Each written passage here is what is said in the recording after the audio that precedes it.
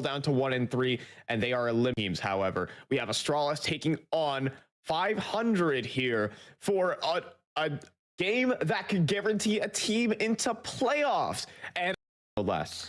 Yeah, absolutely. I feel like going into this day, we were thinking that teams like Soul, like 500, like I'd say those two bit of underdogs going into the group stage. We were 100% thinking that a Bad News Eagles, Fnatic, and Astralis would be the big favorites to make it through. But 500, they've actually gotten some quite decent results, right? I mean, even though they did lose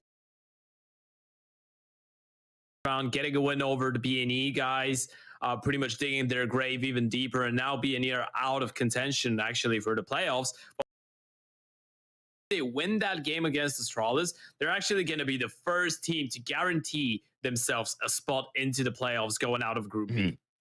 And we only have 4 more BO1s remaining.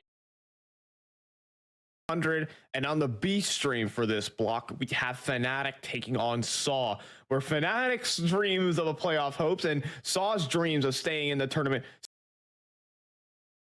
over there on the B stream. But a chance for 500 to make the playoffs and play in the ESPO. Surely, I mean, they have a group of players that they say that we can seriously win this tournament.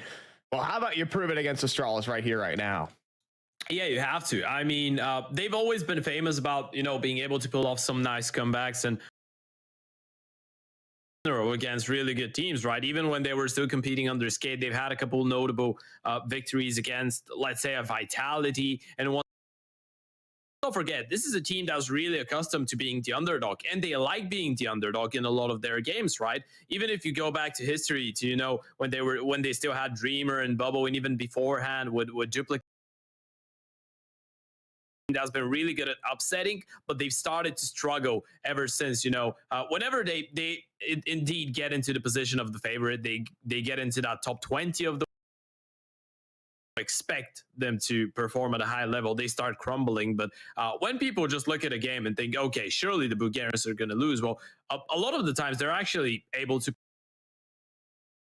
Oh, for sure. And we've already seen that today. Their win over BNE was a big surprise, not just in the result as itself, but in the fashion that they did it. We today, not right there, not at all. A 16-8 win there for 500. They can do that against Astralis, who are also themselves looking weak, stomping a 14-1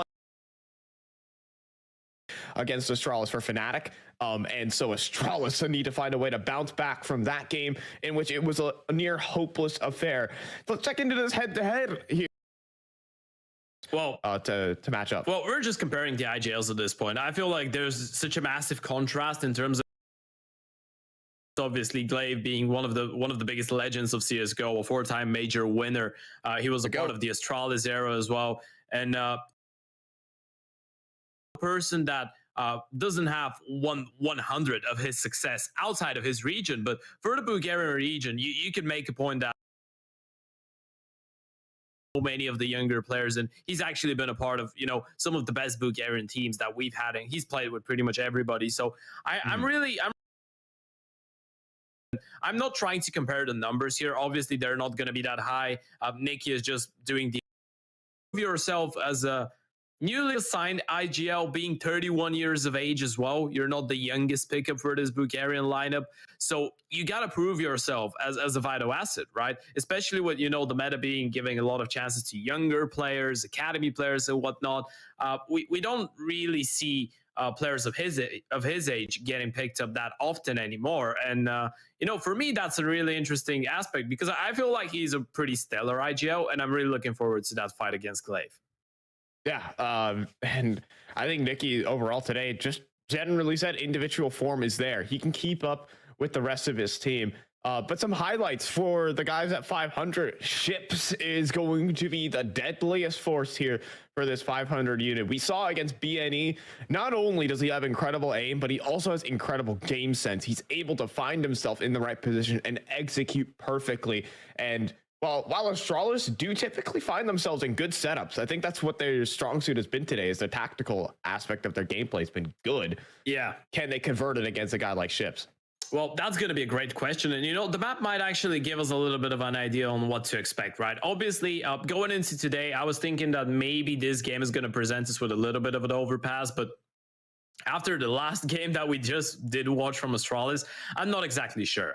I don't know if you really want to risk on starting on that T side once again. Obviously, on the CT, they did manage to pick up, if I'm not mistaken, 5 rounds before losing the game. I think it was a 16-6 in the end of the day. But yeah, an overpass might be out of the occasion. But actually, 500 just straight away removing nukes. So let's see. We might still end on overpass. Who knows? I mean, Astralis might want to right their wrongs, and especially against a team like 500, I think they might have a really good chance at doing something like that. Yeah, so I think Mirage is a potential ending point for both of these teams as well. Astralis have felt very, very comfortable on it as well. So it'll be something to look out for if needed as a decider. We'll see an Inferno taken away there by Astralis. So not wanting to land on one of the more middle ground-ish maps. Of course, you're playing with new players. Maybe you want to play something that isn't as protocol heavy, and that could just be the Mirage. Yeah, right. I mean, Dust 2, obviously, you don't want to face off against 500 on this map. Even though you did play it and you did win it once already, you still saw that performance against Bad News Eagles. So this one's getting out of the way. Obviously, a Vertigo is never going to be present in the map pick of a Bulgarian team, especially of the 500 one. So we're left with a couple interesting ones. I'm thinking about an Ancient. We've had a fair share of Ancients so far today. We're yet to see 500 actually play on it. And there's the Mirage removal, maybe anticipating exactly what you said, right? That Astralis would be hoping to get onto a bit of a puggy ground. And right now, ideally, 500 really want this one to go to an overpass. I mean, they're pigeonholing it between overpass and Ancient, and this is just an awkward map veto here for Astralis. Do you really want to go overpass again? They don't. No. They're going to take it to Ancient. They're going to try and switch things up and see if they can change the tides. Yeah, it's pretty devastating for Astralis, though, especially after coming on the back of a really tough T side on overpass. I feel like now, obviously, 500 don't really play nukes, so overpass and Ancient are the remaining two maps that are, you could say, quite heavily CT sided in today's meta, right? So right now you're kind of forcing Astralis once again to play a T side on a map that's not as favored for the T side, which could be good for 500. I feel like this is a smart move. I would love to see an overpass between those two teams, but for Astralis' side, I feel like that does make a lot of sense. And, their Ancient has actually been really decent the past couple of months. Now, the only thing that I'm actually wondering about is, when Config was on the lineup, the Ancient was great, but he was kind of the winning condition on the entry. So are they going to be able to actually deal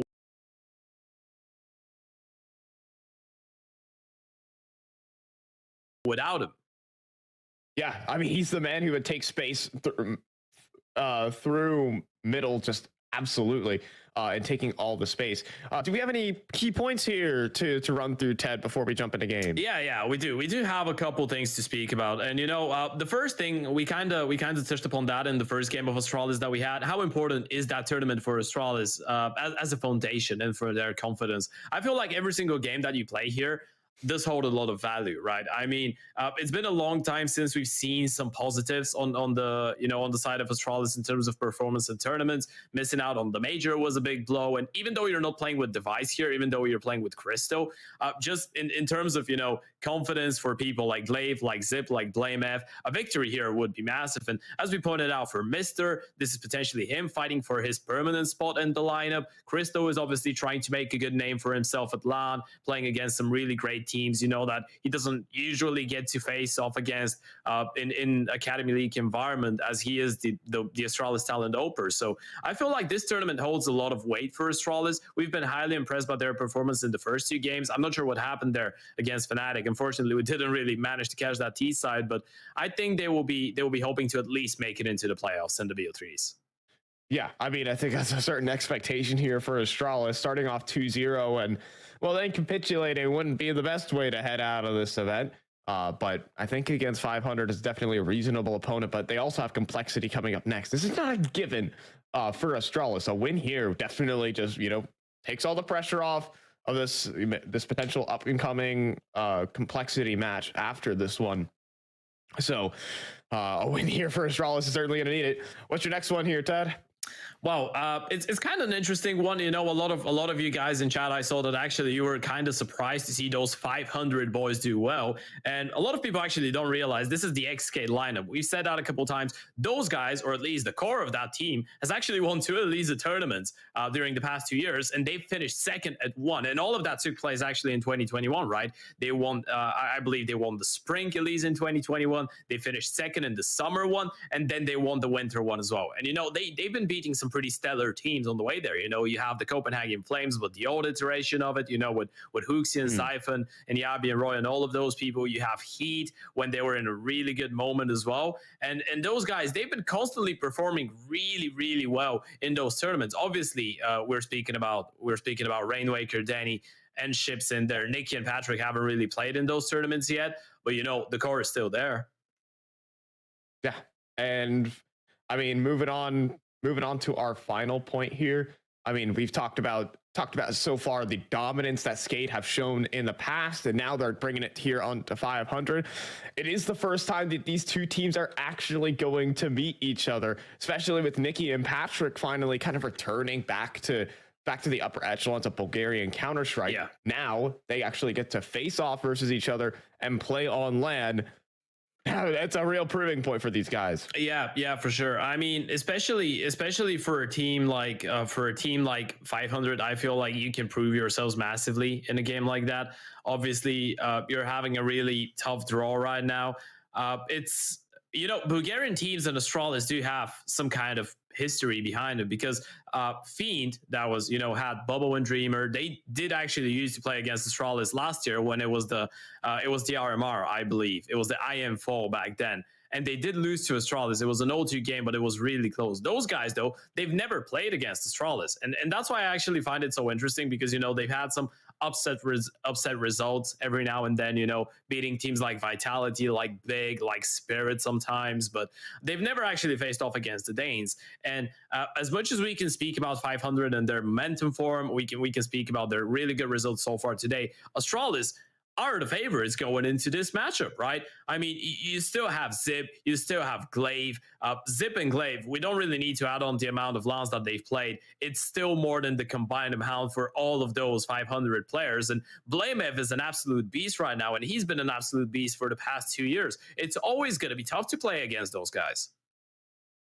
Yeah, I mean, without a shadow of a doubt right now, there's definitely something riding here for 500 that, you know, we are playing against an Astralis team, and we actually are in a winning position for once. Yeah. I mean, sure, we talked about this underdog buff, but you got to think to yourself sometimes, are we really the underdogs anymore? Now we're actually in a winning position here. So can they hold on to their marbles here and close out this BO1, push themselves to playoffs, and start achieving some real tangible goals? I was talking earlier about this lineup, how they've always struggled to make it deeper and deeper into these kind of events, despite having some incredible online performances. And really just planting the flag, making a statement here on LAN would be a massive deal to this team who has been, you know, who were absolute demons during the pandemic. Yeah. Absolutely. We still remember, you know, those crazy streaks and whatnot. And I feel like 30 win streaks or something like that. Yeah, that was an overpass as well, by the way. That's why I really wanted to see an overpass being played in here. That would have been quite interesting. But yeah, I feel like Astralis still need to be quite composed going into a game like that. Obviously, there's going to be a lot of weight on the pistol round, or rather the knife round, pardon. Who starts on which side, that's gonna play in fruition for sure. But I feel like if you have a similar performance to the one of Blame effort from the first 2 maps, you should be good to go. Individually, it's going to be a really interesting game as well, right? Because we had a really good game from Danny on Dust 2. Rainwaker is still one of the highest rated players in the tournament. He's on 1.3, I believe, after his first 3 games. Ships has been doing all right. So all of these guys look fired up. This lineup, at least in the closing months, as Skate didn't really look as motivated to play the game, right? You couldn't really see the will in those players, but you can see it now. So I feel like once again, Blamev will have a really tough task. I can I tend to compare, 500 to BNE in a way, and I feel like it's going to be pretty much the same. You'd require a massive performance from BlameF individually, and then you'd require people like Zip to be quite solid in their positions, Glaive to be given the right calls, and obviously if Christo is able to, pull off some of those high impact clutches, even if he's not quite able to, put on consecutive or rather consistent numbers on the board, and you have Mr. actually getting some success on the entries, you might be on the right path to success. And especially on the map like Ancient, I feel like Christo is going to be a little bit more comfortable because this is a map that the Astralis talent lineup actually likes playing. So I feel like he's going to feel a little bit more accustomed to, the way that he's used to playing CS. Yeah, and I think we finally get to see Christo on a real op map, and that is the map of Ancient, where you do get a lot of space to mobilize and move around. So yeah, we talk about the big shoes that Christo has to fill. That is still very much present through this game, especially competing against such a competent opper as Dennis Law. Dennis Law's opping style is very annoying to deal with. Yeah. It's unpredictable at times. Sometimes he's there just holding an angle. Other times he's taking the fight versus you. He takes it. Sometimes it's a difficult op to deal with. And Christo is going to have to navigate this situation playing under a new Astralis system. It can be difficult to manage sometimes. Yeah, it could be, but what we've seen so far is the fact that they don't really rely on him that much, and I feel like Astralis is one of the, well, I don't want to call it easier, but it's a good team to be a stand-in AWP in, because you know that most of the time they will actually put their money on BlameF to do the hard carry and, rely a lot more on the rifles. But yeah, we should be good to go any moment now, I believe. There is some pissy issues coming up. I'm not sure if we're going to get into a break. I don't think so. So we're going to wait it out. Ladies and gents, for all of you at home and maybe the ones that don't know what's going on here and what we're doing here at the Elisa Masters Expo 2022. Well, we are currently in the first day of Group B and only day of Group B. We have 3 teams that qualified yesterday, 3 teams that will qualify today, and the playoffs starting tomorrow. But as we get into that, we are ready to jump straight into the server for the penultimate game at the day here at the A stream.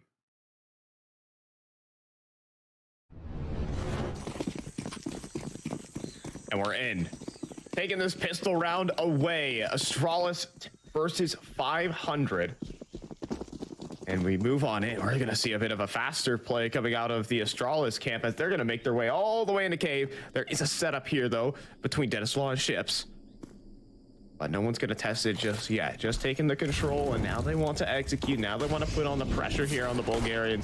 And they're going to begin their stampede up the B ramp. Into the site they go. And the taps are in. Christo's good on it. Ships attacking one, though, on his dual Berettas. Zipex does get the trade and makes it a 3 versus 3, but the flanks start to activate as well. And Patrick will find his on the dualies. It's finding so much success. Another headshot and a pistol round for 500. It's clean as can be. So that'll be the 1-0 start here for 500. And Astralis have to start this game on the back foot. They were so good on the pistol rounds earlier on in the day. Both of their wins coming off the back of, collecting every single pistol round. So now it's a bit of a different story. Yeah. As 500 will be able to pick up a bit of an eco purchase. Yeah, a bit of a bonus here. Anti-eco, rather. Yeah. Astralis on the T side, obviously gonna have a bit of a tougher start, you'd think. Well, they've been able to pick up the slack in some of their previous Ancient games. We spoke about Astralis. It was, for a long period of time, Ancient was kind of awkward for them, right? Because at some point they were even in the conversation for the best Ancient team in the world, but that was because, at some point I feel like Config was the best Ancient entry in the world and maybe the best player, but yeah. I feel like even in, his last, let's say 2 months in the team, it started being a little bit lacking. He was just too big of a win condition for them to have any success with it. Yeah, I think he found out the proper way to entry out towards middle and out and towards the site, found all the good pathing, what smokes you need to use, and theoried the whole thing out. He's responsible for the meta and how teams really approach that mid attack. So it's really it was an innovator on this map of Ancient, and really only this map of Ancient. He defined how he plays it because people saw how successful he was, and you can see teams always trying to replicate it with the smoke on towards the molly and the flashes to follow up. So we'll see, but right now it's going to be Astralis facing off against the bonus buy of 500. Only MP9s, a cobbling of utility, and well, no more Patrick, evidently, as Glaive will deal with them, but there is a trade in from Nikki. So Astralis still have many things to consider in this round with a mid end of the clock. Yeah, that was a little bit of a fake. The bomb was all the time down towards middle, so it is a little bit of a risk, especially after losing Glaive. You got to regroup. You can't let the bomb play alone. Nikki, that's a lovely shot. Spots 2 more. Doesn't really need to get into a fight, and he realizes that he can just stay alive. And look at Chips. He's going to get aggressive. Oh, that's a great move, Zip. He's going to throw the flash, but there's nothing behind that flash, and Chips is going to realize that quite soon. Oh, sneaking on out, gets a spot on the Zip. Zip needs an instant headshot, and instead he'll go down to 21 HP and then get finished off by Denislaw. And now they know that this play is going towards B. Nikki holding this massive off angle, instant headshot on a Christo, and Mr. Last One Standing. Just Jacob peeking between the doors. It's really all you can do, all you can hope for, because there's also Rainwaker holding the line, and there it is. The headshot's through. It's a 3-0 star for 500. Yeah, that was just a great play between Nikki and Chips there, right? I mean, Nikki getting that first kill on the MP9, upgrading onto the AK, getting that crisp headshot on the play F. Yeah, just 1 bullet needed. And then falls back. Lets Chips take care of it, and they even had the push towards the A-bomb side. So I guess right now Astralis realized that, you know, they're going to be up against a constantly pushing CT side that always looks for empty spaces. And, you know, there is a beneficial side of this approach. You can just start running down the Ts, but again, we've seen that in a couple of the B&E games. As soon as the Ts actually get accustomed to that playstyle, it could get really scrappy.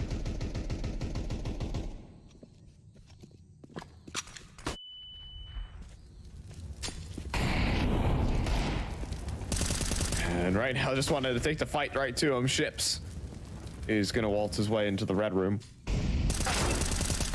And think of long range from Blame F. Follow up there from Rainwaker, continuing the spray, is nice. And we'll keep this round pretty clean here for 500.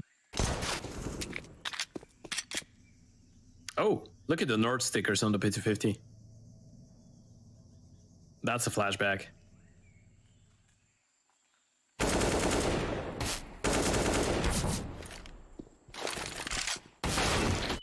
Rainwaker. Oh, that's a nice shot from Zip. Manages to take him down.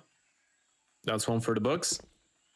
Denny, he's been spotted. Still has an M4. Should have the advantage going into the fight. Crystal's going to be actually able to pick up the rifle. Unfortunately, doesn't have armor, so 1 bullet in the body is going to be enough here for Denny to get himself into a really good position to win that fight. A couple tags. Crosshair starts dancing. They're actually going to get away with a bomb plan, and Zip drops Denny. That's a lovely round for Astralis.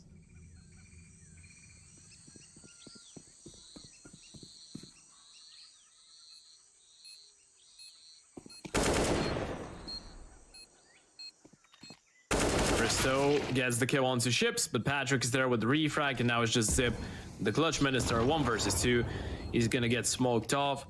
Naded in, low on HP, needs to go for the swing. Nikki's just going to stick it on the defuse kit, and Patrick is going to find the shot. Nikki wanted to make sure that he's going to help out his teammate in this fight for good measure.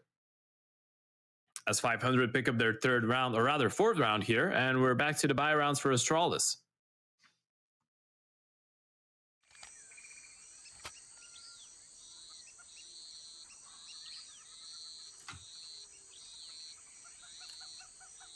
Yeah, and that was a 2 versus 5 as well.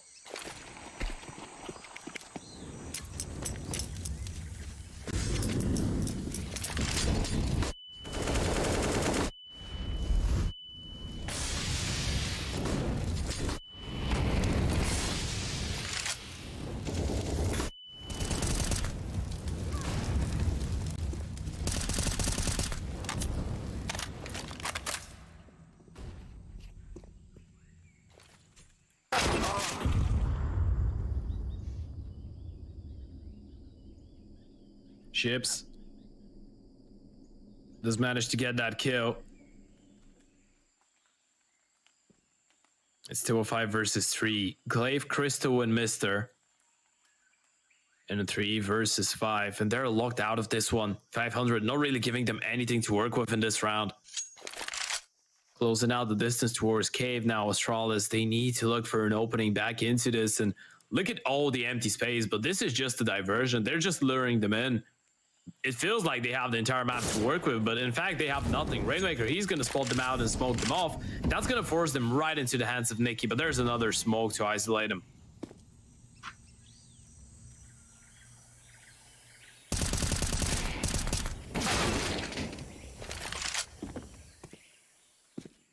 Ships gets the kill onto Crystal, Mister with one more, and now it's just Glaive and Mister. A 2 versus 4, 25 seconds. They gotta get a move on, and Nicky's gonna drop the bomb over towards middle, leaving Mister in a 1 versus 4 clutch. That sadly is never gonna happen. He might actually want to go down before time, and Nicky's gonna make sure of it. A double kill for the IGL. 5 unanswered rounds here for the Bulgarians on the CT side of Ension, and only losing 1 member is gonna strengthen up the economy massively as well. Astralis not onto the greatest start here. We spoke about that really scary prospect after a pretty disappointing T-side on overpass to start here on the offensive Ension again. In fact, they've actually won only 1 round in the past 20 that they've played on T-sides here in the tournament. That's crazy to think about. Just testing to see if I'm back. We'll see if things can keep rolling here. As for now, Denislaw, and it's actually going to get ran down. Mister with a double kill on the entry. And we are still back in. And Nikki, all right, a triple kill in for the 500 boys. Now just leaving Christo in a 1v3, and Ships is going to swing back on through. Christo's down. 500 are now 6-0. Yeah, welcome back, by the way, Fi. Thank you so much. Yeah. I truly don't know what happened technically on my end, but it's good to be back and seeing this kind of madness go down. Yeah, it is. It's been a great start for the Bulgarians. So this is fairly clean as well, right? Once again, they just keep 3 players surviving. Money is going to start to build up, and eventually Astralis will need to get a move on, right? And BlameF is yet to register a kill, by the way. This could be a massive issue if it continues being like that. Crystal's picked up the AWP on the T side now. Might try to go for a cheeky early opening. Then he has the op on the other side as well. Crystal spots 1 towards the back. Gonna get a boost there. Knows exactly where Nicky was, but there's no peeks coming his way here.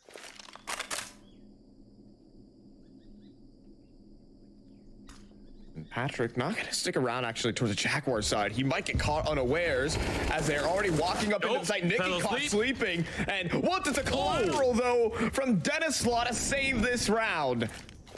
Man advantage garnered for 500. And Astralis, now Mister just waiting for his teammates to get into position, but he'll take the time to plant that bomb. 2v3 as it stands, trying to get himself some space to get out of dodge, but now he doesn't have a teammate. A new boy on the block to move up Mister to try and put a clutch on the board here for Astralis, but Denislaw is not letting any of that happen. It is 7-0. Yeah, he's looked great on the AWP. Rounding back to that Dust 2 game as well. You know, he was top of the board, 26-10, I believe he finished that game. And now he's on a 7-3 star. That's been a great CT side for 500 so far. Astralis, at least they make their way onto a bomb site. BlameF is yet to register his first kill. Glaive is on 1-7. Crystal's on 2-7. Zip and Mister, the only 2 people that have been able to pick up more than 2 kills so far in this game for Astralis. It's been a really devastating one, and even if they're able to find the kills and get themselves onto a bomb site, even when they catch Nicky slipping on the angle there, well, it was still Denny with the collateral, and again, they were just contained on the back of the bomb site now. At least going to be able to go for another reinvestment, but this one's starting to look kind of scary, doesn't it?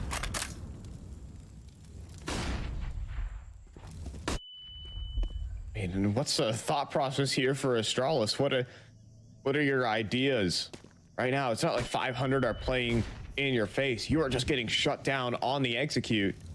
Yeah, it's so tough to recover after such a tough T side on map number 1. Well, on the previous map that you played. This gets tough here for Rainmaker. He is playing inside of the cubby position, but it's not like there's HEs or an extra molly to even force him out. Ooh. But he will try and take the fight. Christo not blinded by anything, though. That'll be an easy kill, and Ship's now locked out. Astralis finally with an advantage. Yeah, you've gotten yourselves in a position where you haven't really been in a long time. Nicky's going to get boosted towards Cave, though, on the elevated angle, and it looks like a B finish potentially. Danny goes aggressive. A nice refrag from Blame. Finally finding his first kill here on Ancient, and this might be enough to actually grant them with a round. Question is, how do they clear out Nicky? Because he's in a really good position for a multi-kill, and if he finds double there, that's going to set up Patrick for even more towards the side. And Patrick's in a very difficult position and again, there's no molly.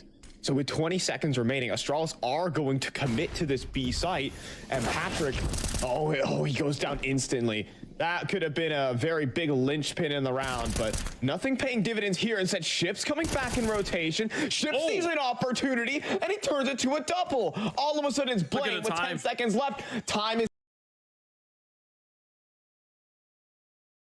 ticking, and he needs to plant that bomb or get these kills. And I think he's just forfeited this round. He has forfeited the round over to 500. He'll get the kill, sure. But, I mean, that's cold there from 500, from Ships no less, and grins across the Bulgarians. Yeah, look at Chips, ice cold, no face expression whatsoever. He doesn't care about that. He realized what he's just done, just picking up 1 versus 1 after 1 versus 1, and Blamev, unfortunately for him, didn't have a lot of chances. By the way, something I find amusing, you know that Blamev is going to be on the lurk in a lot of those rounds. Did you notice how Ships, in the moment that he gets the second kill, turns around to check city spawn? He's like, there's 10 seconds on the clock, but surely that's Blamev. This is a possibility, but no, he just couldn't peek into him. He was already low on HP, wanted to get a favorable fight, but unfortunately for him, the only favorable fight that he did get was against Nicky, and that was well after time. Another round for the Bulgarians. Astralis starting to struggle just a little bit, and that's an interesting prospect. I mean, when you look at it from that point of view, 500 are just 8 rounds away from making their way into the playoffs. Yeah, and I mean, it hasn't stopped. There's no bomb plant in that round either, so Galils are gonna have to be brought out for a couple of the players here for Astralis. Stowe trying to debut with this. That's a great shot. That's a great entry. That's I mean, they didn't bring him on the team to do that, but he'll do his job just fine. His newfound job as that entry frag. Good opening kill. Yeah, another 5 versus 4. Couldn't quite convert the previous one. You got to get away with this round, though. You're at this point. This is still a pretty salvageable T side here, right? Even if you're down 8-0, you can still get, let's say, 4 or 5 rounds here, potentially. Even more, but, you know, being realistic, 4 or 5 is completely doable right now for Astralis. But you got to win that first round sooner rather than later.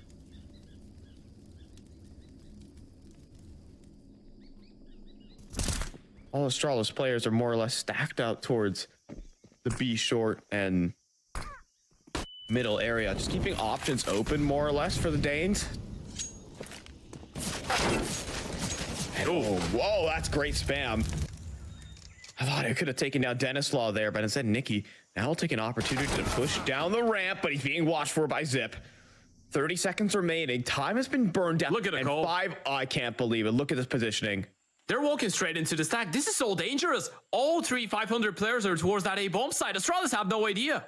And Rainwaker's holding the perfect angle. They don't clear him. Who needs the stack when you just have Rainwaker bomb down inside a donut? Time is ticking too far here. 10. I think Rainwaker might have just single-handedly done it. 10 seconds remaining, and Denislaw is even there to lock it in. I can't believe it. 9-0 for 500. Yeah, you can rename him. You can rename him to Rainmaker in this round. He made him cry. What a play towards Donut. Even tries to play the trigger discipline there onto Christo. Gets the first one, insta headshot onto the second. 500 with the last second desperation stack. That works out great. And it's so scary because even if they didn't actually go for the stack, even if Rainwaker is all alone there, he can still win them the round with that double kill. They still make it work, and that's another tactical timeout. Now, if you're Astralis, what do you say? Because you started with a 2-0 here, you get absolutely devastated on the previous map against Fnatic. You managed to pick up only 1 P-side round, and this one is looking scarily familiar for all of you that did watch that other game. I mean, if you're Castle, what can you say to your teammates right now? What can you say to your team? How do you help them out? That's really tough. I know, and it's also tough in how that round, Astralis were in a commanding position to win that round as well. Lots of, I mean, man advantages and map control to boot, and then it falters in that fashion. I mean, half-by territory, we're going to see 10 in a row to start potentially. Unless, well, BlameF has something to say. It's Ships who takes a lot of flack from that Mac 10, and Ships will drop down low. Back to but the spam through the smoke is so much there from Nicky, and so he's gonna go ahead and leap on away. He's done the damage, but it might just be unconfirmed. Yeah, scary scenes there. BlameF has gotten himself into a good position, but Chips knows that there is a possibility. 14-3 so far for him. Highest rated 500 player at the tournament. 1.2 before the start of this map. Rainmaker was top with a 1.3. He's currently having a good game as well. 7-3 though. Hasn't really been called upon all that much. That previous round was massive from him. And Astralis grouping up with the pistols towards the A-bomb side. Once again to test Danny and Rainmaker. Yeah, Danny Slaw is certainly posted. There's no flashes to accompany this push as well. It could just as well be a shooting gallery for Dennis Slaw. Smoke deployed here by Rainmaker. That does allow them to cross though, and Chips actually does find success, but starting to get cleaned up are the rest of Astralis as Nicky strikes. So does Denny, and just leaving Glaive. A nice first, but that's all. 10 zip. Yeah, we spoke about the numbers, by the way, of the two IGLs before the start of this game, and how, you know, we don't really expect Nicky and Glaive to be putting on great stats on the board. Well, Nicky's been doing a fair amount of heavy lifting so far. He's on 13-3. Right now, also, there's just there's something amiss about the Astralis game as well. We'll talk these gun rounds through, but these little individual moments that we see from 500 are overpowering the tactics we're used to seeing from Astralis. Yeah. And there's always this sort of balance between tactics and firepower, and it seems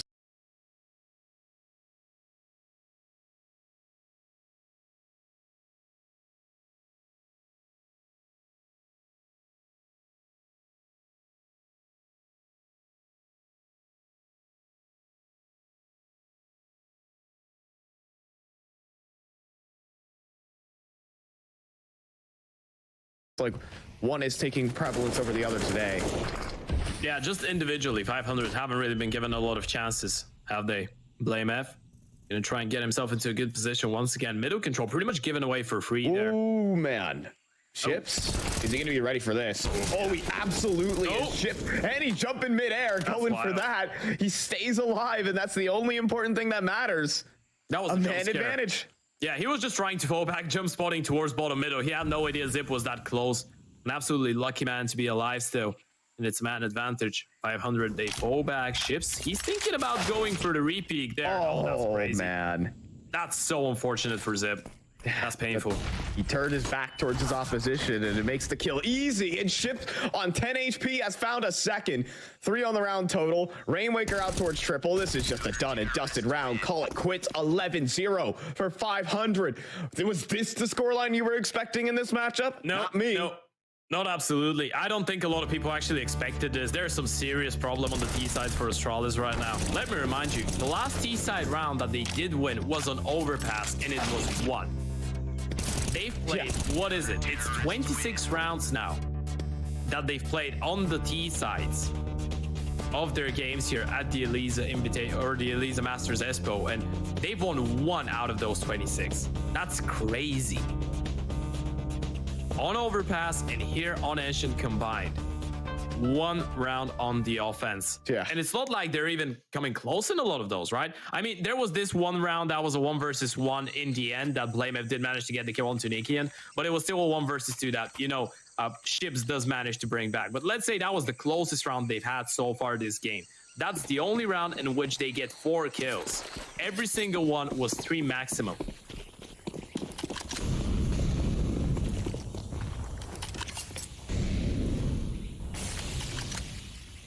And so the group up towards the A site now. They're just going to throw caution to the wind. and just put it down to the play. Nicky to hold, but does have Rainwaker by his side to help on out. The flashes do begin to roll on in. It's good utility. While blinded up, Rainwaker can't fight, and Nicky's gonna have to drop his smoke to try and preserve his own. Ships, though, comes back in rotation, and this is the heaviest hitter. Still staying alive as well, dodging at a Tech 9 bolt. The USP is out, and I mean, what is going on? Everyone's blind. No one can see a thing. It's just Glaive all of a sudden. He'll find the one edge up, but that's all, and it stays flawless for 500. Ships are just having fun. He just pulls out his knife. That person was so much. Well, he was away. He was away by far. He tried to chase him down. That was a good amount of distance. That's crazy. They're just having fun right now in the server. And you know, if that one ends up being a 500 win, we could be shaping up for a direct matchup for a place in the playoffs between Astralis and Complexity. I mean, that is such a real possibility. Because with the win here, 500 guarantee it. Now, Astralis are going to just throw the same type of play, and this time it's only Rainwaker, but he has the pre-fire. He has the pre-aim for the plant. That is out in the middle of the open. He hears it going down, but it's no one in position. Oh, Rainwaker, things are getting quite heated inside a donut, but he will survive for the moment.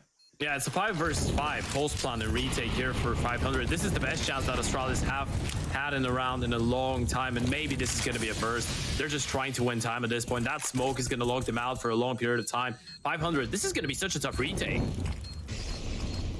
Bristow posted up on his angle, looking out towards the donut, snipes down the first, trying to do his damnedest as the offer on this post plant. Yeah, the time's run too thin. They're just going to try and start the defuse as soon as possible. I don't even think there's time for that. Defuser has been stopped, and finally, this flawless streak has been broken by Astralis. Yeah, that was just a good call from Astralis, right? They outmaneuvered 500 for the first time in this half, and they outmaneuvered them completely, not really spending a lot of util on the take itself, so they had a lot of smokes and molotovs going into the post plant, slowed it down quite a lot, and you can see 500, they just started making their way out of donut and towards the bomb site below the 10-second mark, which, you know, you're gonna have just one shot at getting that defuse. Doesn't work out. Astralis can still get away with, you know, 3 rounds at best, which would make it somewhat respectful, but this is still quite scary. They need to hope for more. Oh, but Dennis Law, that's a huge off angle being taken there. Mister thinks he could shove, push, and now Nicky again at the bottom of the ramp is going to shut them down at the door, and the bomb's on the ground once again for Astralis, and we're looking at another dud here for the Danes. They push through, they keep trying, but nothing works here for Astralis. We're gonna see 13 for 500. Yeah, at this point, they're just going for the desperation plays, right? I mean, you gotta swing, you gotta hope for something random to work out. You've just been completely shut down. Blame, left in a 1 versus 5. What can you do about it? It's been so one-sided here on Ancient. I mean, it's a half by sure. Talk all you want about it, but I mean, they had the AKs. They had the ability to be threatening in this round, and this is the results. It's just instant there from Nicky. He's supposed to be the IGL. He's supposed to be Glaive's counterpart, but absolutely not. He's 15 and 5. Yeah. Well, at this point, we can't really speak about individual performance either. I mean, yeah, Ships is 20 and 6, Nicky is 15 and 5, Rainwaker's 13 and 5. But as a unit, 500 just have looked so solid. Everyone's just winning their fights. Patrick doesn't get to see a lot of people, to be fair to him. Yeah. I mean, everything just gets done by his teammates. 13-1. We could be in for another 14-1, or rather 1 and 14 T-half for Astralis here in the second consecutive game, and that's really going to put them backs turned against the wall on the ropes with a final chance to make playoffs if they beat Complexity. Still not writing them off. We could be in for a spectacular comeback here, but it just looks highly unlikely at this point.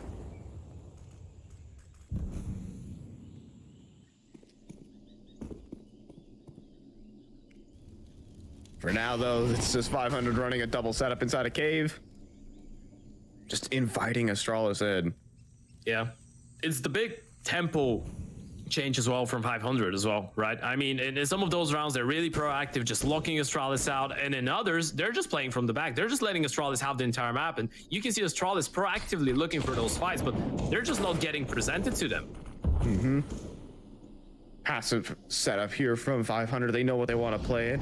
Nicki's going to start clearing out these angles, and BlameF will finally win one of these fights. It wasn't Ships on the other end, so he might have a chance to get it. Now the flashes are in. Smoke deployed by the CTs to shut them down inside of Donut, but there's also a flank. BlameF has snuck inside of the spawn, but I think Ships is aware. Ships spots the barrel. Ships gets the kill, but now they run it back to B. It's a wild goose chase as they run back and forth, but Patrick on the off angle could cut the cross. First headshot down, commits to the spray. It's only damage on the Zipek, but Ships wants to close it down.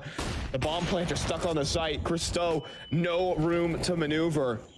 Has to fight his way out of position to get out of dodge, and he does. He finds Denisol. Another kill for Christo, but the 2 kills do come through before the kills from Astralis. It'll be 14-1 again here, Ted. This is obscene. That is absolutely crazy. No one expected this kind of a showing from the Bulgarians, right? They were one of the dark horses for this entire tournament going into it. But especially after that loss against Fnatic, you would think that they're going to be able to, put on some decent results, but not really annihilate Astralis in such an important game. But fellas, well, a lot of you might have not expected that, but 500, they are here to play their first LAN with this lineup, and they're here not only to participate, they are here to play, they are here to compete for the playoffs and potentially even be the dark horse for the tournament itself. Obviously, we still have a couple more rounds, one more half, or well, it could be a short one for Astralis to try and stay in this game. We're gonna see you right after the break for half number 2, which again might actually last only 2 rounds.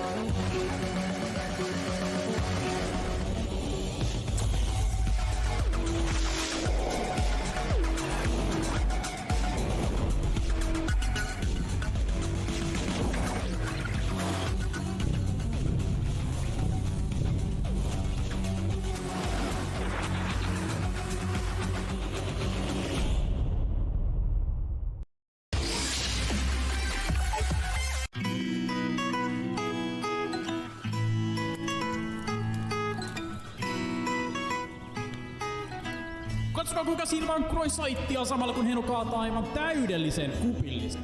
Ei sinne kuppiin kyllä enempää mahdu. Myltsillä on tähtäin kohdalla. Viimeisenkin tulis osua, ja osuuhan se. On se Myltsi vaan tarkka.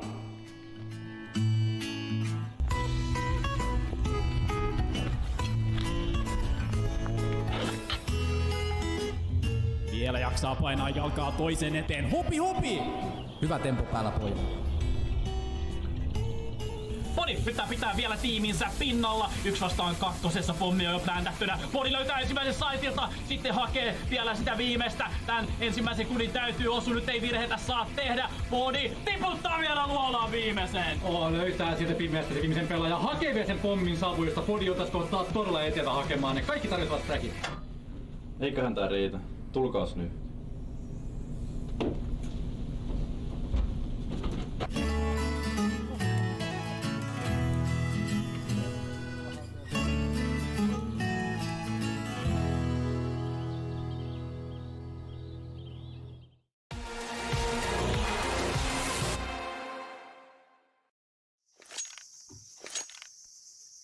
Well, welcome back everybody. 14-1 after the first half here on Ancient between 500 and Astralis. The second consecutive 14-1 that Astralis find themselves in a matter of 2 games. They were down the same score after the first half against Fnatic on their previous game on Overpass.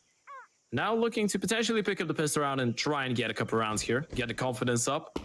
The Bulgarians look in touching distance of victory. Oh boy, but let's see what Glaive's dualies can do to try and at least stem the tide. Yeah, delay the inevitable. You think it's the inevitable. We'll see as he pushes forward, though. Oh, it's just an instant headshot. And he even gets the next in line. It just couldn't get worse here. I mean, now it's only Zipex. He's an armorless USP. Yeah. And Rainwaker single-handedly cleaned up the entire B defense. Welcome to 15 here for 500. And this could be the most dominant map of the Esports so far. Yeah, this will be the most dominant map. If they close it out 16-1, that's insane. And who would have thought, after all the possible matchups that we have in both Group A and Group B, it's going to be 500 to take down Astralis like that. That's I mean, crazy. and what form we saw Astralis in earlier on in the day, and then the capitulation. This has been some rough stuff. Yeah, Talk it's just about the the start match- on the T sides. I'm still yeah. comfortable that if they start this game on the CT side, they will probably make it a lot closer. But just having those rough starts on the offense and not able to get past, it was the same against Fnatic, is the same here. And 500 are not even going to give them the benefit of, you know, picking up the pistol, getting a couple rounds here on the CT side. They Sure. have to make it work on the force. Talk about the start as well against Fnatic. Like, that was 14-1 against Fnatic. Now it's just a collapse. I mean, what, they still have one more BO1 to play against Complexity. I mean, they're looking with earnest eyes right now. I mean, maybe their opponent was as big a fish as they thought they were. Yeah, that's going to be a brawl and a half. Still though, Astralis do have a bit of a bye coming up. A Deagle for Zip, 2 scouts for Glaive and Christo, and 2 Pharmacists in the mix. It's going to be the B play for 500 to try and make their way into playoffs. Oh, but Zipex, oh, he wasn't spotted. Hold on, but just a moment, but he will get cleaned up. Glaive actually does snipe one through the smoke and does keep on firing. Patrick is low as well. I mean, still chances here for Astralis, but the post play just starts to get established here.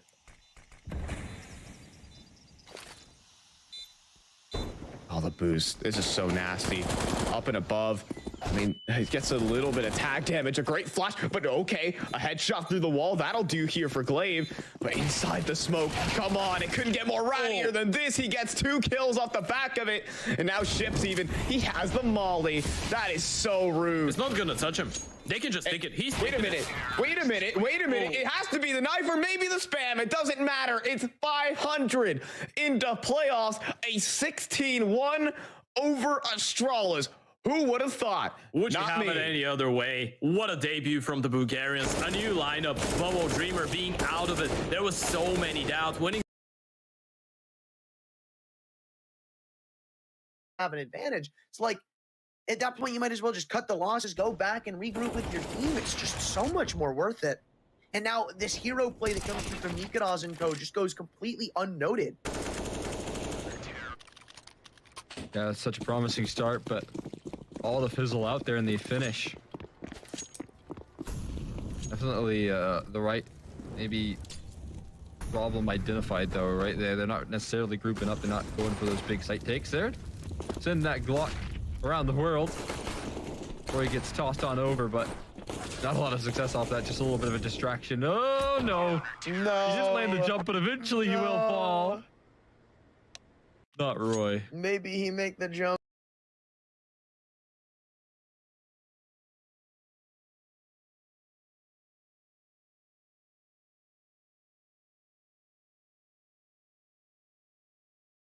Make the jump, maybe not. Round face.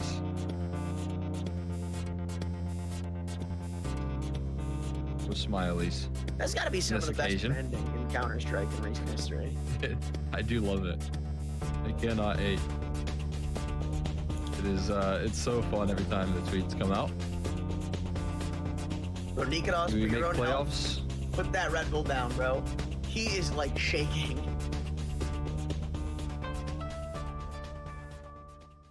Get the blood pumping.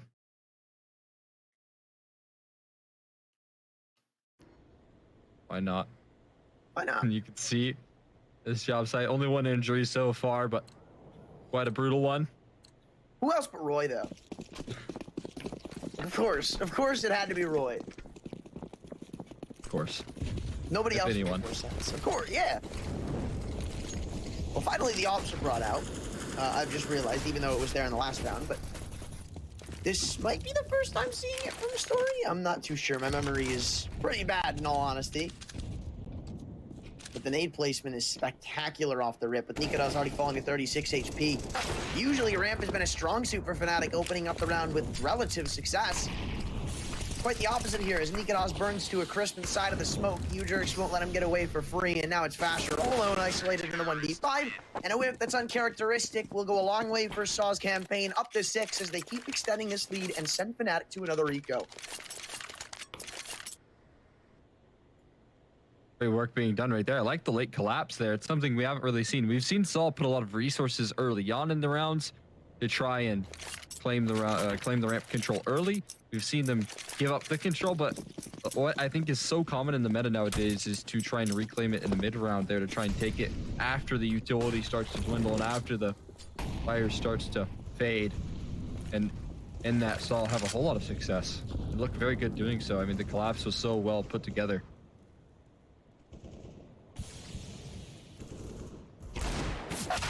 Yeah, man, we are kind of seeing on Silver display why Saw picked this map, why they love it so much. Well, they didn't necessarily pick it, but I mean, it used to be like the map of Saw's pool. And while it still kind of is, the win rate shadows or rather distracts from that fact. And we're seeing why they're so comfy cozy on it. I believe they've taken some of the best teams in the world on this map, and they've honestly gone toe-to-toe with some pretty incredible opposition. So, like, they're getting tested. Maybe people thinking, like, there's some inconsistencies to abuse. I don't really know, honestly. Yeah, Gavin, I can't say that I'm not impressed here, but like you had said, this is kind of a map that has been in the wheelhouse here of Saw. So it's no surprise that we're seeing this success here. It's also very welcome that we're off of Overpass here for anyone facing Fnatic. And it's a very small sample size, right? We're not playing those best of threes where we get to, realize where the strengths are. It does right now feel like Overpass is just such a dominant and strong map for Fnatic, and maybe we're seeing some of that lack of cohesion and some of the small issues in the substitutions, and maybe the lacking of that supportive element, the steady hands that Crims can bring to this roster in affecting some of these other maps. Oh, the irony. Steady hands. Get it? Hey, man, you said it, not me. Yeah. Damn, bro, unconnected out here being a ball hog. Deathless. That's true. Also killless. There's a running joke in the Smash community that DQ is the best player in the world and has never lost. Because DQ stands for disqualified. Oh, yeah. Got that one. Unconnected, he's never lost a name duel. That's true. This guy's farming.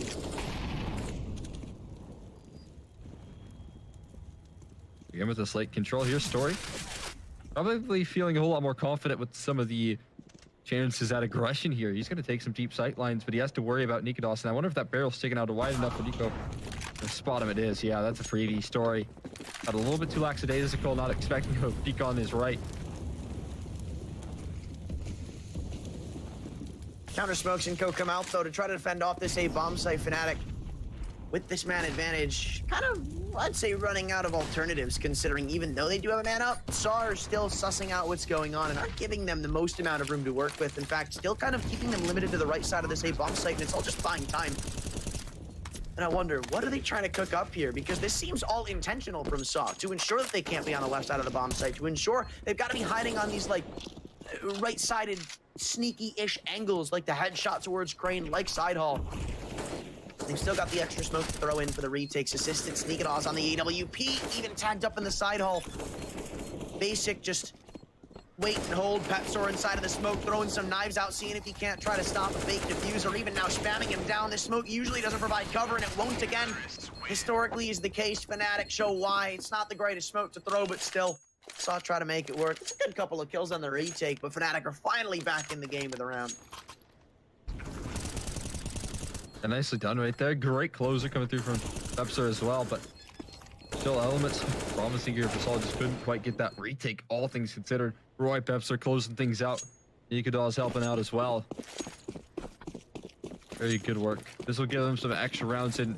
I'm not exactly sure what we really need to see out of Fnatic to feel comfortable heading into the second half, right? Because we've seen kind of highs and lows of success here when it comes to the CT side. We didn't really see too much on Nuke out of them versus Complexity, but then immediately we talk about them versus Astralis, and well, they could only use a couple of T-side rounds if they wanted to make the job done. Yeah, but still, this T-side is very lackluster from Fnatic. I mean, the previous game's credits, like, they don't really hold up here so far. And I don't know if that's to the credit or Saw, to the undoing of Fnatic, but this T-side's kind of just been a disaster for the most part. Not as consistent as they would have hoped or liked it to be. And whether you argue this map is T or CT-sided, it just kind of certainly feels like Saw have a leg up the entire way through. Yeah, at least in the consistent success department, that is certainly the case here, but stringing things together could be quite nice if you're Fnatic.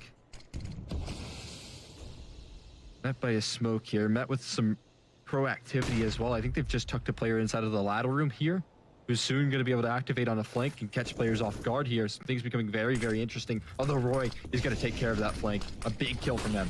Hey, look, it's Marabella's knife. Anyway, still have that opening pick to try to work with coming into the B bomb site, though. Saw time and time again cracked this one open, and it looks like they might be knocking on the door to do it once more. He has been an absolute demon to deal with when they don't actually have mid control, when they can't crunch in upon him, when it is just this one-pronged approach. It's always worked out well for Saw, and they even stopped them from getting this bomb down. Now it's just about running through and denying it with no time left on the clock to actually get it punched in. They've got to stop him.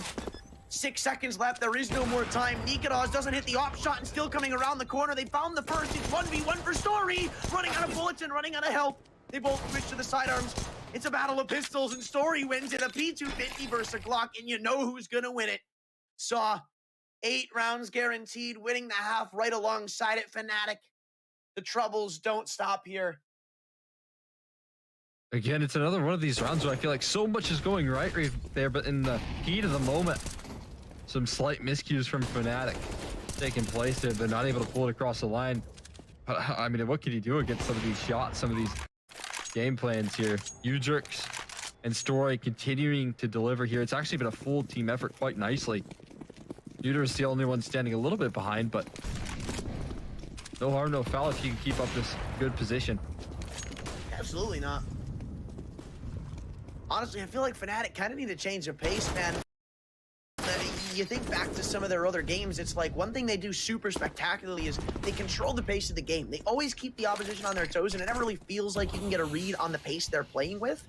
But it's just been very slow, passive defaults when the rifles come out. And while obviously that's usually the right play to make, it's like, I talk to you about this all the time, the right play is only the right play until it becomes wrong because you've done it so many times. And at this point, it's like Saw are holding onto their utility. They're playing perfect defensive angles. They're not over-peaking and giving kills back to Fnatic. And they're creating enough chaos in the midst of the action to buy time for the rotations, to make it harder to crack into one of these sites. Roy's putting his best foot forward right now, once again in another map in a row. Meteorus is on the flank here. I said he was the only one really yet to join the rest of his teammates. So maybe he can start to do that now with a big impact round. Can make a case for this retake here if he can find some quick kills, and he's done just that. Nikodos hits the deck, but now it's all on his shoulders, and he's down to 29 HP. He has such a long pathway in, and so probably wise to call this one off. Yeah, it's the smart move to make, man. You're not really winning around like this. I mean, you got to give him credit for the first kill he found on the ramp flank. He shouldn't have got it to begin with, even getting spammed down through the box, but somehow was able to land that shot. Just unfortunate. Story isn't able to achieve much from CT spawn around it. They could have easily crunched in the last player. They found that frag. But instead, it's Fnatic still trying to stay competitive in this half. One away from the most competitive scoreline we can get. And I actually don't know if we've, all the way back to the beginning of the day, we saw an 8-7 score between Complexity and 500. Two different teams who have had two different destinies to get this far. It's impressive to still see them as competitive as can be.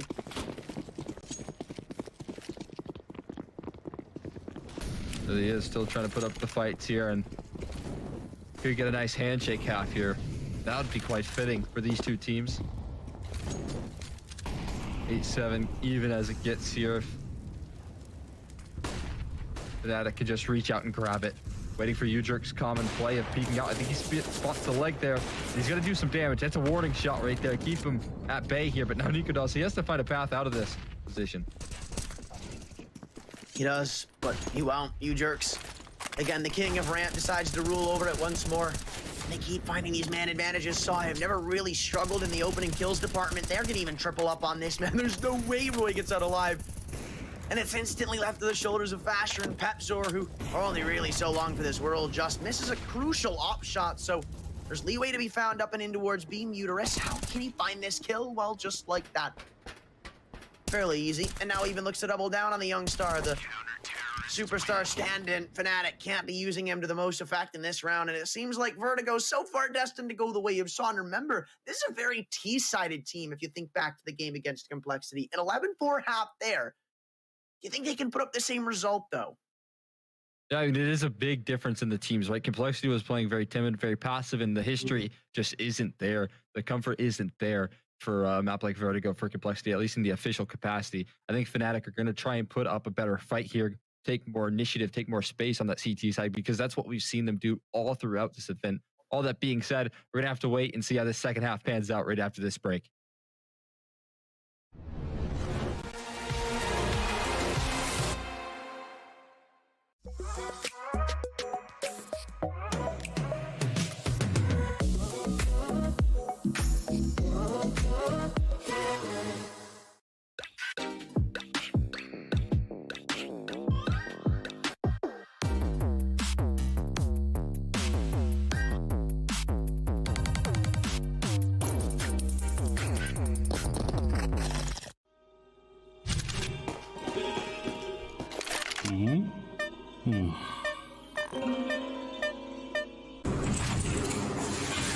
We have a solution for you.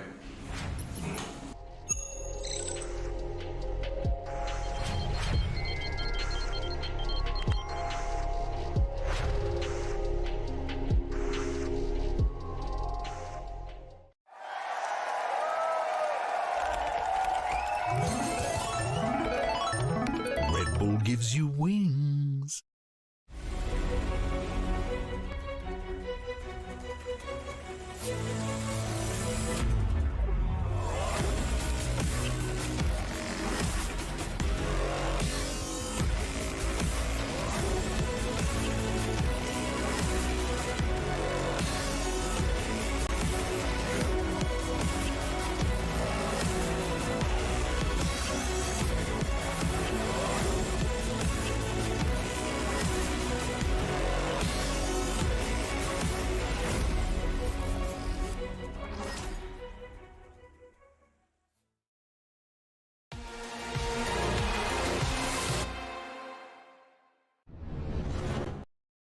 All things considered, not that bad a finish for Fnatic, who looked a bit down and out off the opening parts of that half. Saw, though, still maintaining a pretty comfortable lead, 3 rounds in front going into the second half of Vertigo. But it's the T side that's got us all worried. A lot of questions still needing to be answered, and they all start with the pistol. Yeah, we'll get our answers very quickly, depending on what sort of initiative we see out of Fnatic, what sort of ground they want to establish, and what sort of tendencies they want to give, because Saw are one to abuse any sort of inch that you give them. If you're going to allow them to take free control like Complexity did, you're going to quickly realize that that is a mistake you cannot afford if you want to be moving forward in this best of one, because they've already built themselves up a nice little lead, a 9-6 half that you can be happy about. Can they continue it forward, though, here? That's a big question. Yeah, and again, it's like, there's just so many unknowns to this, right? Like, Saw, they feel and look so good on Vertigo at some points. Like, again, if the Complexity game has anything to say about what's going forward, you wonder if Fnatic are actually going to be able to compete with this very volatile and scary T side as it's shown to be in the past. But the same thing goes for the counterpart, where Fnatic's CT side is very historically good, scary, built up, and well defended. It's going to be hard for Saw to crack through if Fnatic are, you know, the Fnatic of usual characteristics. But we don't know that yet, because we've seen shades of both in this event so far. We'll just have to wait and see what we get out of them at the end of the day. Hard to anticipate the situation X wielding, but a lot of utility, so we can easily anticipate what Saw's going for here. It's going to be a meat grinder in the ramp, but again, they're just nailing the shots. They're nailing the opening picks here. And Nikodos left on an island all of a sudden. Very little support and a lot of utility heading his way soon. And Smokes are still to bloom up with kills to boot alongside. This is almost a surefire Saw round at this point, looking for their freebie 10 double digits added up to already. The bomb's still yet to get down. Now they're just trying to deny it, even knifing inside of the smoke. They know Pepzor's around here. A couple of times he's tried to pull that cheeky maneuver off. None of them have they worked. This time, though, it's Fnatic on the back burner as they try to make this comeback a possibility. No kits, and Pepsor without armor, so it's really going to be all up to what Mezzi can do with the dualies. And so far, he doesn't seem to be taking too much of an initiative to come back up. Finally decides to peek in his side hole, and luckily for him, don't spot anything, but eventually, fortune might favor the Bolt. Though Mezzi and Pepsor have just added up to a kill apiece. Story still sat around the sandbags, and they have to get on this diffuse. There is no kit in play right now. It's still not been picked back up. Pepsor trying to sit on the other side, facing the opposite direction. The Muterus won't let him get away with that. Another full house comes through on one of these pistols. And breaking news.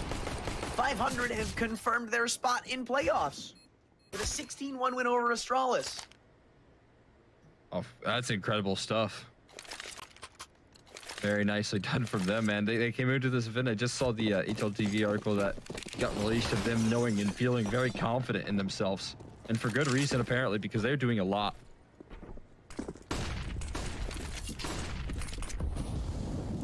Yeah, I mean, look, with how they started off the day, it would have been criminal if they hadn't made it to at least tomorrow's stages. Crazy to think, too, that Fnatic honestly might not even be there if they can't win this game, right? There is still the outcome where Fnatic don't make playoffs, where Bad News Eagles upset them in this next game, barring Saw beat them here, and they end up missing out on the playoff stage. Playing like this, too, I mean, you gotta wonder of the possibility. Thankfully, at least for their case, they've saved up here, and that's something we've seen every now and then. Then I'd say about 50-50 when it comes to investments after losing pistols today, but now is really when they have to show up.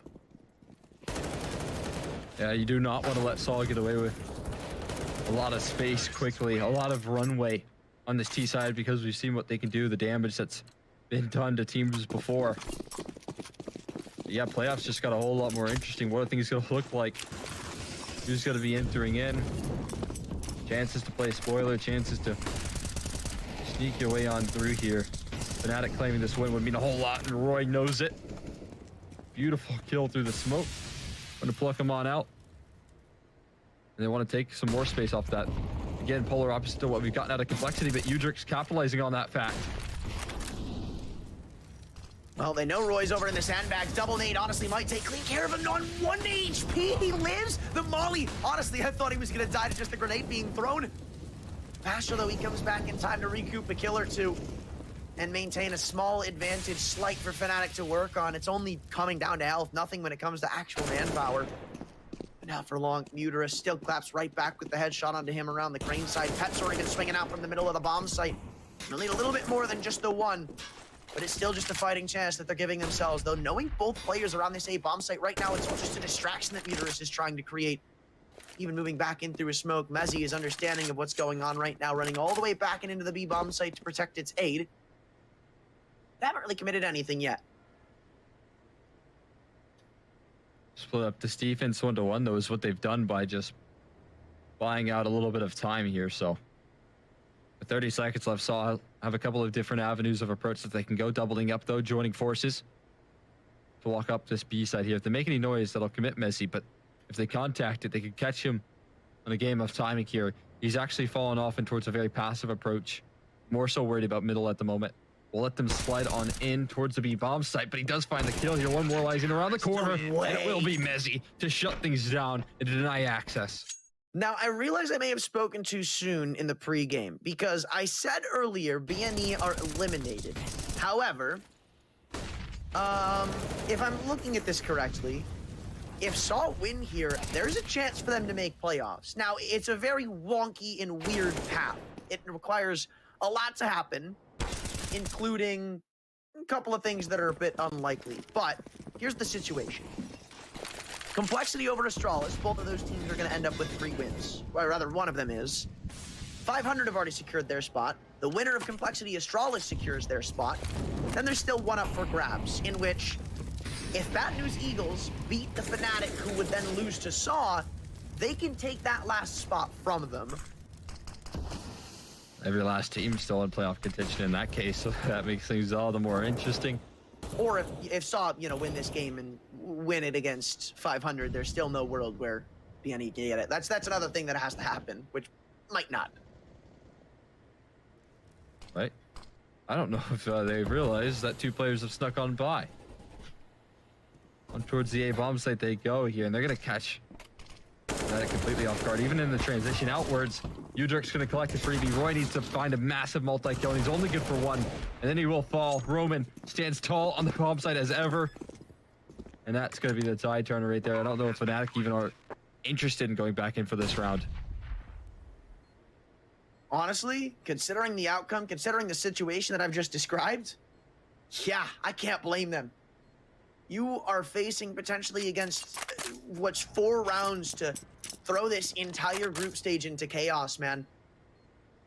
With, again, only the one team confirmed for playoffs, any mistake now is crucial.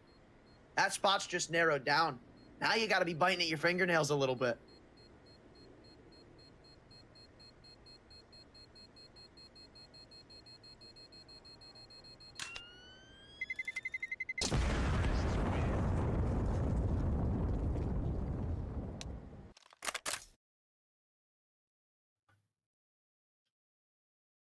And now all of a sudden, Fnatic might just start to feel the pressure a little bit with a couple of guns thrown into the mix. You gotta wonder if they force buy or not.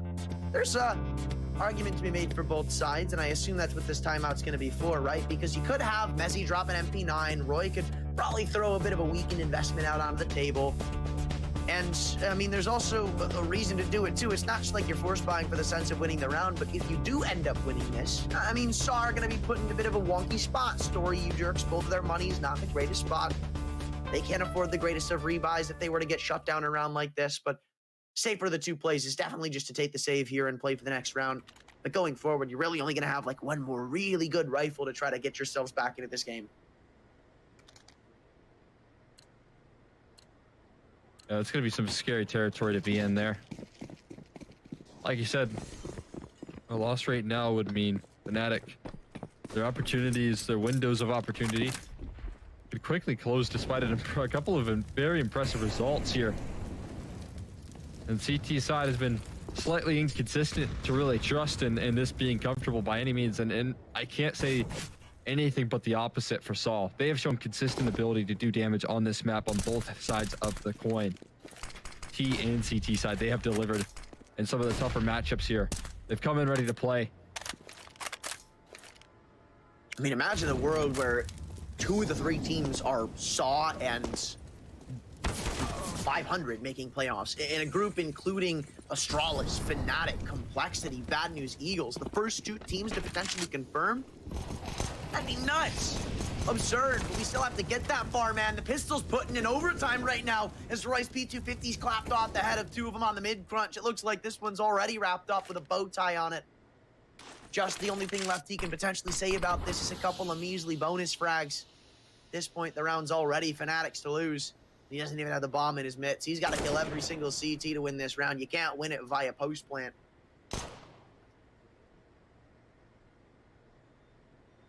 No way to get into this one. Certain death lies right around the corner here, and just not even going to attempt it. Does eventually fall. And that is a big bone being tossed your way right there. You gotta make sure that you continue the success right there. Beautiful stuff from Nezzy to open up proceedings on the hero rifle, but then this follow-up, Nikodos, Roy finding massive multi-kills right there, doubling up, allowing for Saw to walk right into the trap that they've assembled. And look where it leaves off Saw. Their chances limited on the buy here. Yeah, this is what I was talking about earlier on, where it's like if you just shut them down in one of these rounds and don't allow a bomb plant to come through the cracks, then all of a sudden Saw have to take a save, and it's still them up by 3 or 4 rounds, but every single one you get back counts right now if you're Fnatic. Especially the kind of half buy rounds where you're really not wielding all that much other than a couple of saved rifles. Those are the best ones. Those are juicy. And the fact that they were able to do that in the previous is exactly what the doctor ordered to get Fnatic. Try and close this distance. Although I think that Saw have a game plan of their own. There's no utility, so you don't really like their odds. But what you do like is the space that Fnatic's giving them at the moment. Giving them a whole lot of ground here, only to be walking into the heat grinder over towards B, where Messi and Nefsar, they just delete their opportunities, their access points, and Messi really started to heat up here in this map as well.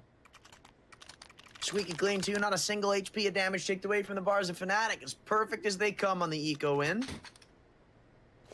Just a farming up of a round 2. That's big for Fnatic, not only in the sense that like they don't lose any guns, but more so in the fact that they've now built themselves up a safety net. The bank of Fnatic really gets to start being built. And Saw are still kind of left in the Great Depression right now, where it's gonna be one and done rounds for almost the rest of the game. This lead that they so fragilely built is not built on a very sturdy foundation. They're able to start claiming some rounds once again. Start to rebuild that foundation to maintain that strong position. 5v5 though right now, as they did attempt a very similar play, a Saul-esque play, to try and reclaim ramp control with little success here. And look at this, man. Oh, so much spam being done, but will they expect this boost? They're still committed to it. They're hanging around, and Mezzi, he's able to jiggle it out. He's able to spot it before it comes too much punishment. He will get traded though quickly. He'll be sent down the 51st floor. And still, we keep going 1 for 1 in the trade department, man. Pepsor, not aware of how close somebody's crapped. I think that's info that Muterus has been given. Walking back away, the flash might choreograph somebody having been walked up this close already. But where's the bomb going?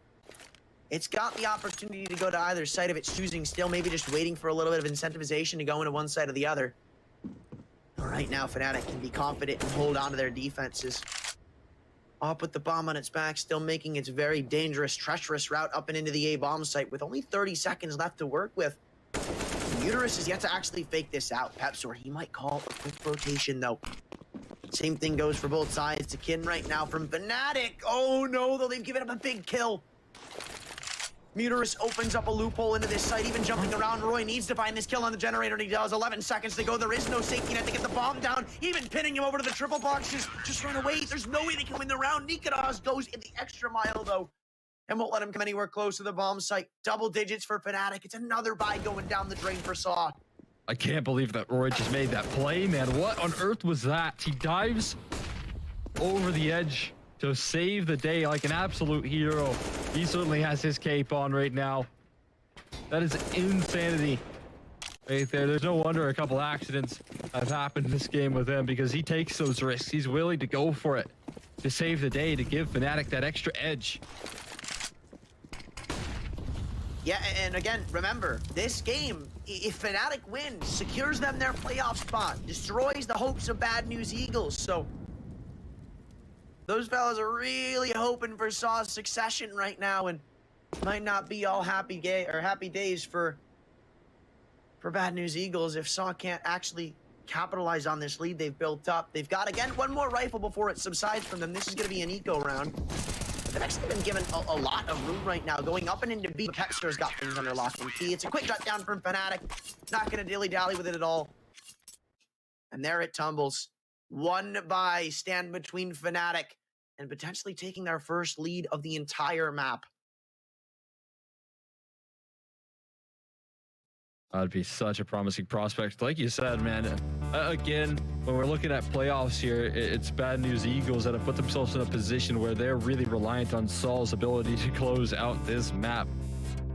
And that being the case, that's a position that no team ever wants to be in, because not only that, right? I mean, obviously you can try and, you know, get your revenge on a team that's denied you playoffs, but being going to be maybe a little bit demotivated in that last matchup, that last best of one, giving Fnatic an extra edge, as that's the way we're going to close out our day here after this map. Mm-hmm. Remember, this is still technically the #1 spot up for grabs. That is, I think, I believe, a extra added precaution of if Saw win this game. I'm pretty sure that would lock 500 into the #1 spot, since the only teams that would be able to rival that are Complexity and Astralis, and they have the tiebreaker winner for both of those teams and a round count. So the only one who can dethrone them from that top spot is Fnatic. And even then, it's, if I'm not mistaken, they still have to win both of their games. I don't know, it's a wonky road, but still, it's not possible if Fnatic lose. That's the bottom line.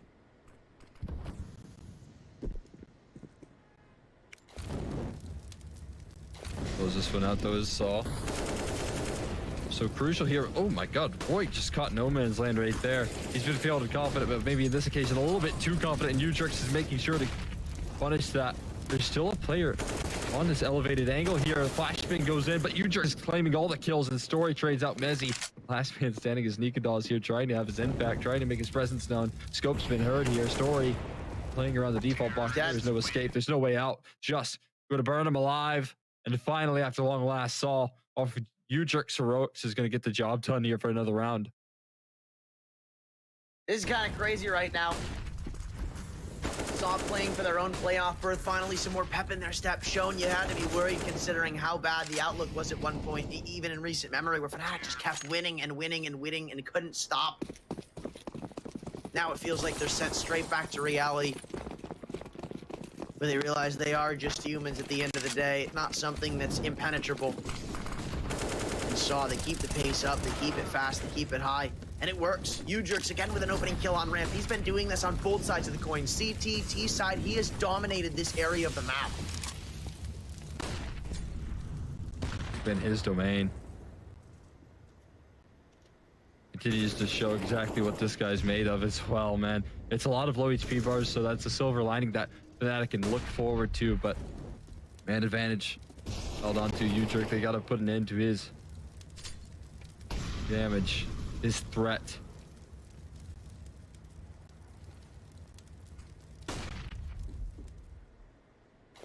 Definitely have to, man. I mean, I've seen this guy work on less HP with less weaponry, so the fact that he's got a rifle has still got to be an alarm bell ringing off for you. Pepsor is even trapped into the side hall. They know he's stuck in here. They can just flash him off the angle even if you need it. Molly into the site, it'll deny the plan for the time being, even a spam to add up with it. It was the low HP bar who tried to get the digits punched in. So maybe there is still a world where Fnatic can contend for this round. They kind of need to. Else the money woes of Saw are no longer existent. Even starting to waste up their last bits of utility too. The only thing left for either one of these sides is a smoke grenade. Mezzy again just trying to deny this plant from coming through. The off shot does not. Oh my god. Box. And Mezzy's yet connected another. Still, they've got him pinned. This is a kill that's required for the success of the round, and Udrix locks it in. Well, they're both so low, it won't matter against the op. On 1 HP, he lives, and Saw moved to 14. That is unbelievable. Udrix continuing to show up and show out right now. 23 kills when these last 2 rounds were so necessary. He's been the guy to find the openings. He's forced Fnatic's hand for a 4th timeout. Last opportunity, at least at their own volition, to talk things over and get a chance to try and discuss the game plan. You can see talking things over here, trying to keep the spirits high. Fnatic, they know what's on the cards here. I still think it's crazy how much of this group is up into contention right now, man. That's nuts. It'd be kind of poetic though if Fnatic ended up making playoffs and Complexity didn't. After Complexity for quite most of the day having the most dominant record, rather the most dominant game against Fnatic, yet still not making it in over them. And it could literally all be focused back down to that first map of the day, and it's still crazy to me how that plays such a big role. You reverse the roles. Complexity, let's say they don't choke away a couple of those T or CT sided rounds. Then, I mean, you'd imagine where that would leave them, right? Instead of being 2-2 fighting for their lives, they would have already secured their spot in playoffs. Still not even the game we're thinking of, but it's just one of the butterfly effects that's happened in this game so far. The eco round looking a bit dicey right now for Saw. They need to have some of these riflers step up. The only one with HP left right now is Roman, and there he falls. It's up to the op in Story. Stuck around the smoke. Fasher's got his name written up. 3 kills for the youngster himself. The so notable tier 2 farmer locks in 12 for Fnatic and keeps them alive. And his domain right now, man. Fasher continuing to deliver here. Hero rifle held on to it. He gets everything, every last bit of money worth out of that one. Last kill straight through the smoke, making sure to close that one, give them no chances to clutch. Now look at the purchase here. Saw, they're going all in. No holds barred. They're going to try to close this one out with a force buy with Tech 9s in the hands of Udrix, who's been so incredible. He's on the lacking weaponry here. You hate to see that. Yeah. for a player who's been lighting up the server and honestly delivering when it's mattered most in the high impact scenarios. And if they don't end up winning this round, if it comes down to a close 1v1 where U-Jerks could have changed the tides, you've got to be upset with some of the teammates who didn't give him that rifle. Obviously, look, you want to believe in yourself, but like knowing this guy, knowing how he's always the one to dig you out of the mud in these spots. Why doesn't he have a gun? Why isn't somebody stepping up and giving him the AK? And Mezzi shows it. Trades go equidistant on the B bomb site. Is it still potential for the retake? Fnatic gonna have to attempt it knowing a man's close to the generators. Roman swings out. It's a double coming back from Fnatic. And again, it might honestly come down to that one kill. If Story gives up his AK, gives it to somebody like U-Jerks, he gets that kill on Mezzi. You don't have to worry about him finding a 2K. You've got this 5-on-3 advantage before the retake even gets thought up. And they're the ones on map point. But instead, Fnatic now go against an Eco to tie this game up, to guarantee this goes 30 rounds, and to potentially give them their lock into playoffs. Oh boy. We know what's on the line right now here, and so does Saw. They had opportunities. They had momentum, but soon it has slipped. And so has Story. Falling to the op of Nikodov's big start. As this lacking purchase is just not going to give them too much by any means here. They're going to try and group up towards mid. Maybe they can try and catch Pepser off guard, but he has been very solid and sturdy on his anchoring. I'm playing his cards right, and that's a really well-placed molly. That's causing a lot of chaos here. That's forcing a lot of awkward positions, and he cannot fade out. Pepser just forces him right into his arms. The most unfortunate spread you can think of going against the T side here, but now it's just a quick feed and frenzy over in middle. One kill comes back, but it is Fnatic on 14. 30 rounds guaranteed, but still no definitive evidence to say one team's going to win it over the other. Attack called by Saw, and now they're the ones starting to sweat a little bit. This comeback has landed. Now it's just all about sealing the deal. Yeah, we've already seen what these timeouts can do for Fnatic. Now we have to see that same sort of success out of Saw. They've used all 4 of theirs over in the Fnatic camp, and on a round like this, tied up 14-14 with all 30 guaranteed. You know the importance of this round. And so this is extra chances for the coaches to have their input here, and they've got to show up all on the line now.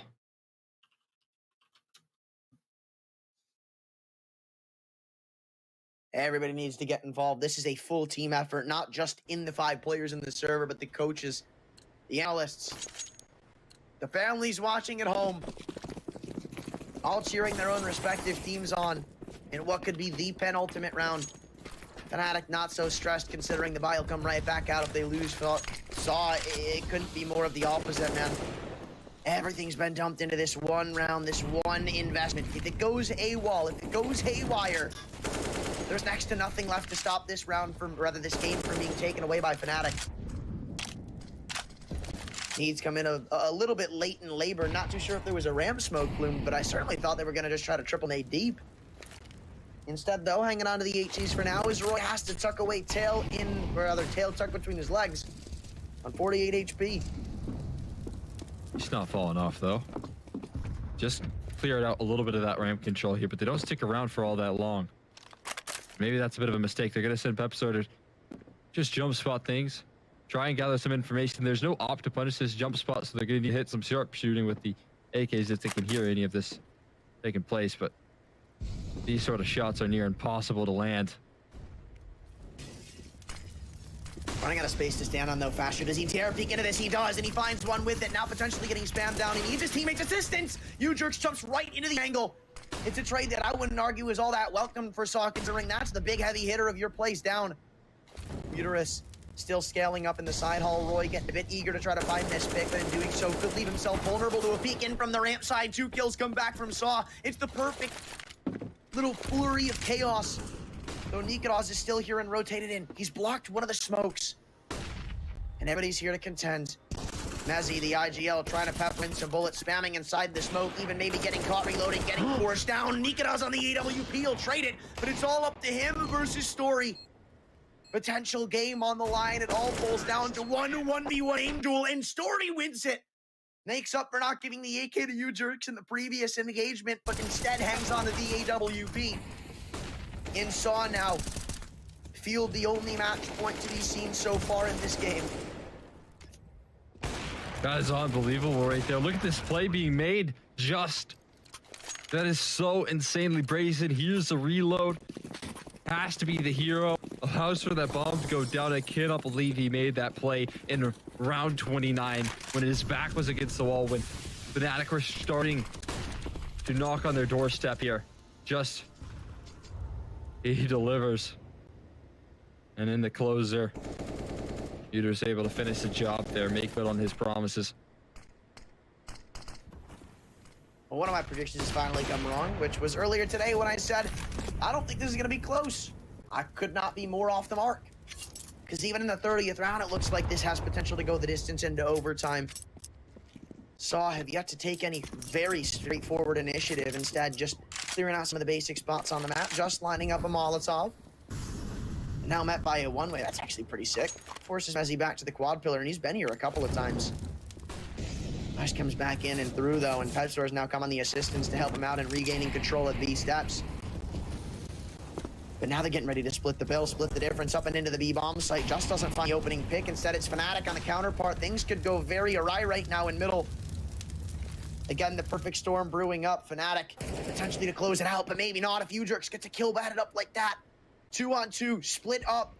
Both sides isolated like islands, cut off from the rest of the outside world, but still they make do with it. Roy, who else to step up? But Story's right back at you. Double on the AWP. The previous round's clutcher as he misses one on the op. Knows about Mezzy's whereabouts. He tries to tuck back into the bomb site, even dunks in the Molotov, but Roman's got the kill. Bomb goes in. It's all up to Mezzy. The IGL to try to deny devastation. His Saw have a man stuck in the middle of the bomb site, but that smoke allows him from safe haven to get away. Jumping up and through, another miss is costly. It's Roman. Another 1v1. Two completely different players, but the implication still ever so much important.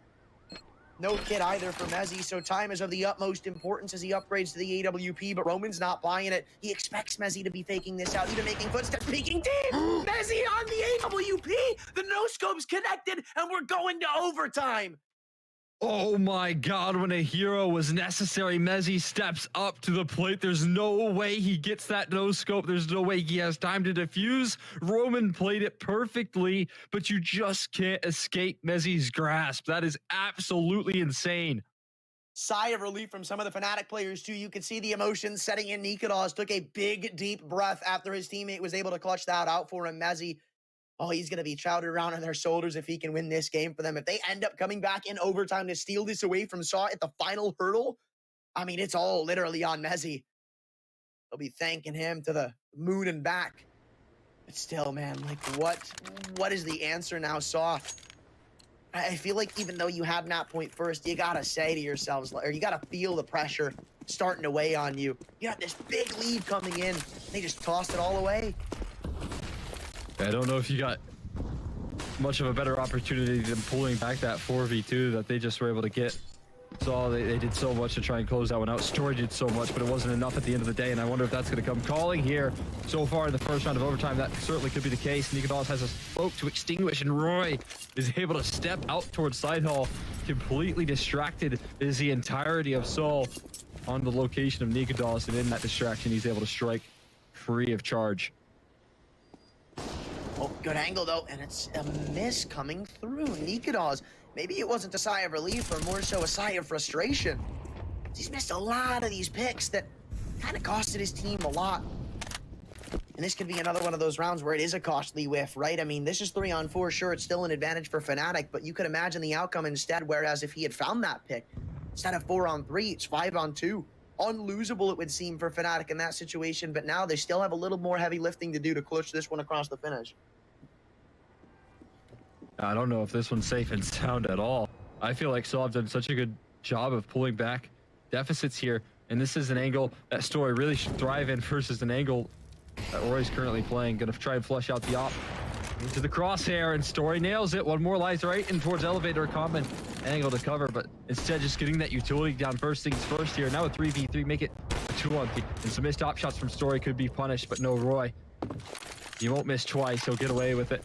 Story keeping things nice and contained for now.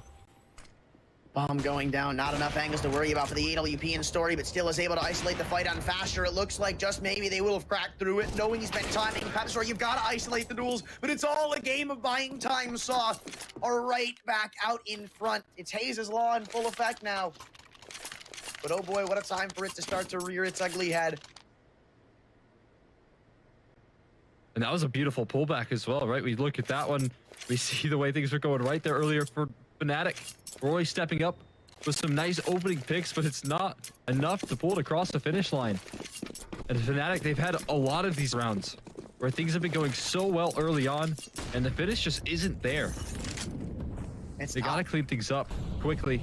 They're running out of runway here. Saw are capitalizing in these man deficits so consistently.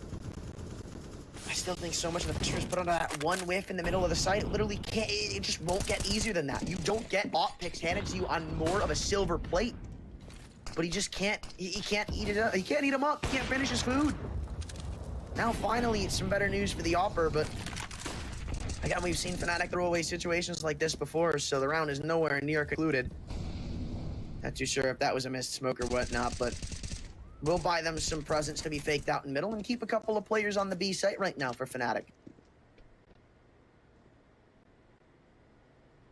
They got to get past the sightline of Nikodos. That's first things first here. They need the utility to get past it. It's going to be tossed in very shortly. He'll hold the line. See if he gets blinded up. He is. Pops a shot off time. He doesn't connect here, so forced off towards a more passive approach, but forced off into Roy's hands here, and he can do the damage. U-Jerks, though, he continues to show up. A beautiful opener. He's looking for more, but shut down by Roy, who wants a whole lot more. So he held off at just one so far. He goes back for seconds, and that's where he falls.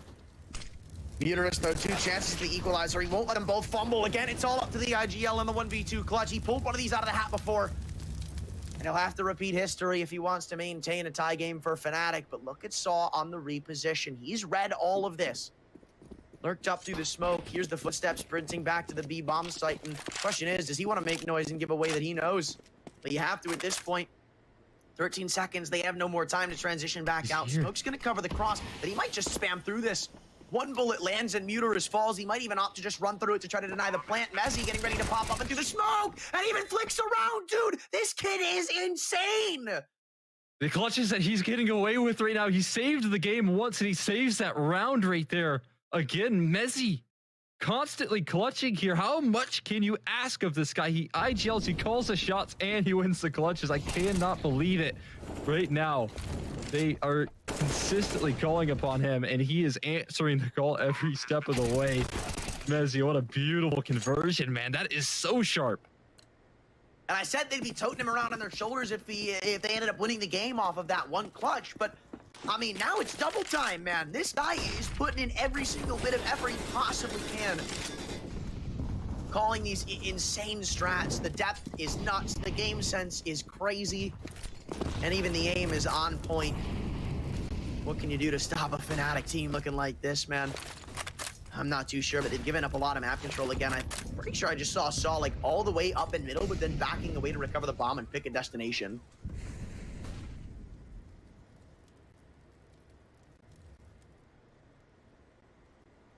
And I think Saw are going back to what has worked the best right now. These B executes have been really promising, but what has been the thorn in their side has been Messy this entire half here. And he looks to be once again spotted up on top of the box here. He finds the opening pick and he gets out of dodge like a ghost. He goes back up too. Oh my god, dude, I was gonna say that one might be a little bit out of pocket. And it's just brought this back to a 3-on-3 again with spam coming up into the smoke. U-Jerks catches wind of Thatcher's position. So huge is the advantage, exchanges hands again, but they line up for Roy! And that's not a man you want to give a multi-frag. Give him an inch again, he'll take it a mile. 29 kills for the other Fnatic, or rather the other Copenhagen recruit. And it leads Fnatic up by a round going into their T side once again. They exchange sides. But I wonder where this will take us. Oh boy, man, this back and forth, it could not be more explosive, but it's going to be a lead here for Fnatic, who have already put up decent numbers on the T side. They've shown some strength here, but the same is true for Saw. They've been able to lock things down. In fact, once those rifles were consistently coming up, that was where the damage was done here. So maybe one is enough to continue to work things out, or maybe we're going to continue to see Mezzy's rise in form in this map, help them claw things out.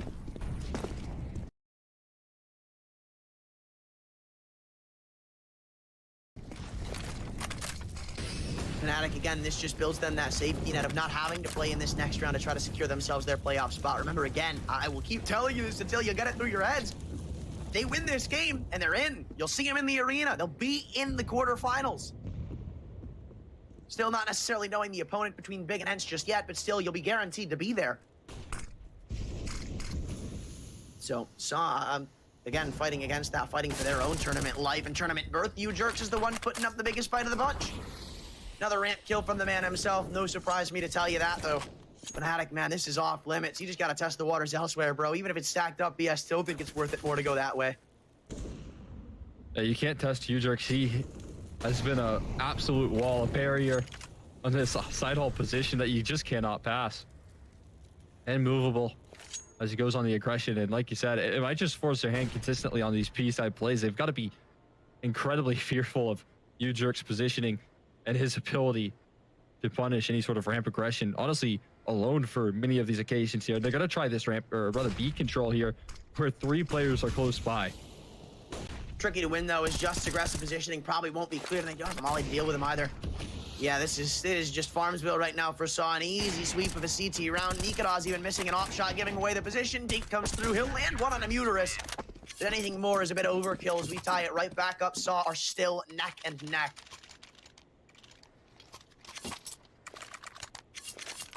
Back and forth, but this is a big tie for Saw. This is exactly what they were hoping for. They get the ball moving quickly on the CT side to start delivering. And they've got some of the win conditions that we talk about here. U-Jerks, he's continuing to do the damage, ever present, always in your face, and controlling one of the most important parts of the map right now in Vertigo. This time, though, he's taking a more passive approach here, but Roman, he steps up, but Roy, how does he get away with that opening? Straight through the smoke, able to punish Roman for sticking around a little bit too long. Again, you're not going to get handed openers like this every day. You need to be able to capitalize on this round, or else if you lose this 4-on-5, it's like, what else do you have going for yourselves?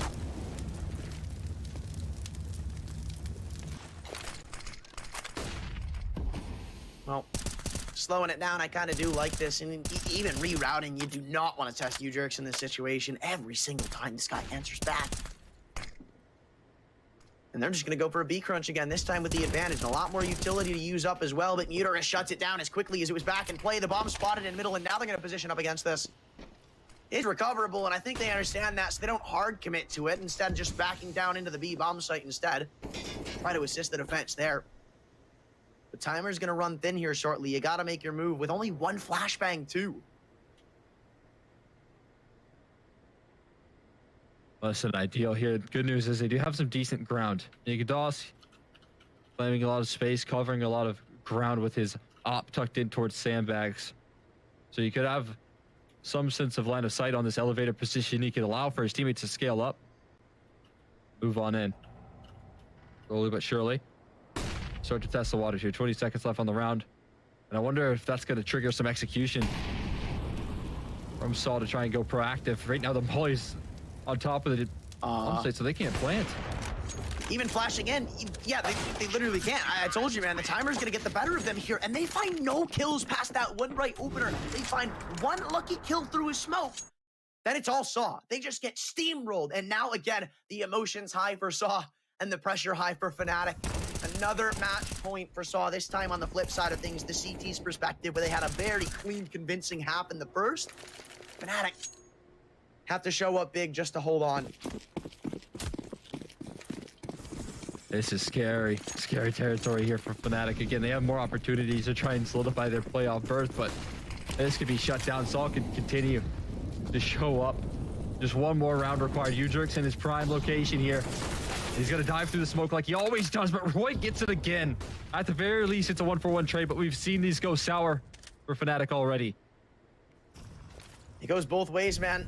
But I'm not a fan of the utility usage coming through from Fnatic, considering how proactive Saw have been around the map. Even when they've been forced off of these aggressive angles, they haven't been shying away from going in for flash repeaks, initiative to figure out what's going on. So that's just essentially a Molotov wasted that could have instead been used for an A-site take. Now you've only got the 1, it's been thrown in, there's still counter utility you have to go through. Absor delivers back some good news, doubling down, again the young stars saved them. Oh man, clutches and multi-kills from Fnatic come, I'd say few and far between, but when they do get delivered, it's huge. One comes back through his smoke. There's still a smoke to be thrown to the CT side of zone. They're even just going to stick it. Opting to go for the full 5-second diffuser. They cover in the side hole. It'll be the game. And even inches away from finding that diffusal, you were scared just about as much as I was. Milliseconds off it. But again, Fnatic, hang on. It's double overtime. We play on here. We get more action between these two teams. And Nagados, you can see he's a little bit frustrated here as he's been in some tough positions, missing some critical shots that he needs to be connecting on. And I think that frustration is evident. I mean, it's written all over his face. But luckily, this super stand-in, as we've been calling him, and as he's been showing, shows up for one more round to let Fnatic continue to fight.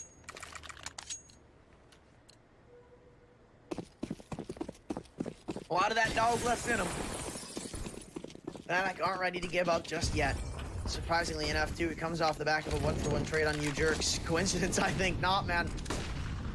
I really think the key for Fnatic on this T side is going to be about dealing with him. And so many times he's just on the barrel spotted. Nikadas through the scaffolding's got him. Basher another on the board too. The trade's inbound at B, but who cares? Both of the big boys for Saw are now taken out of the equation. The two top fraggers are out. Story, Muterus, Roman, while they haven't been subsiding away from their own star moments, still been few and far between the times we've seen them. Now they've got to pull it out of the hat.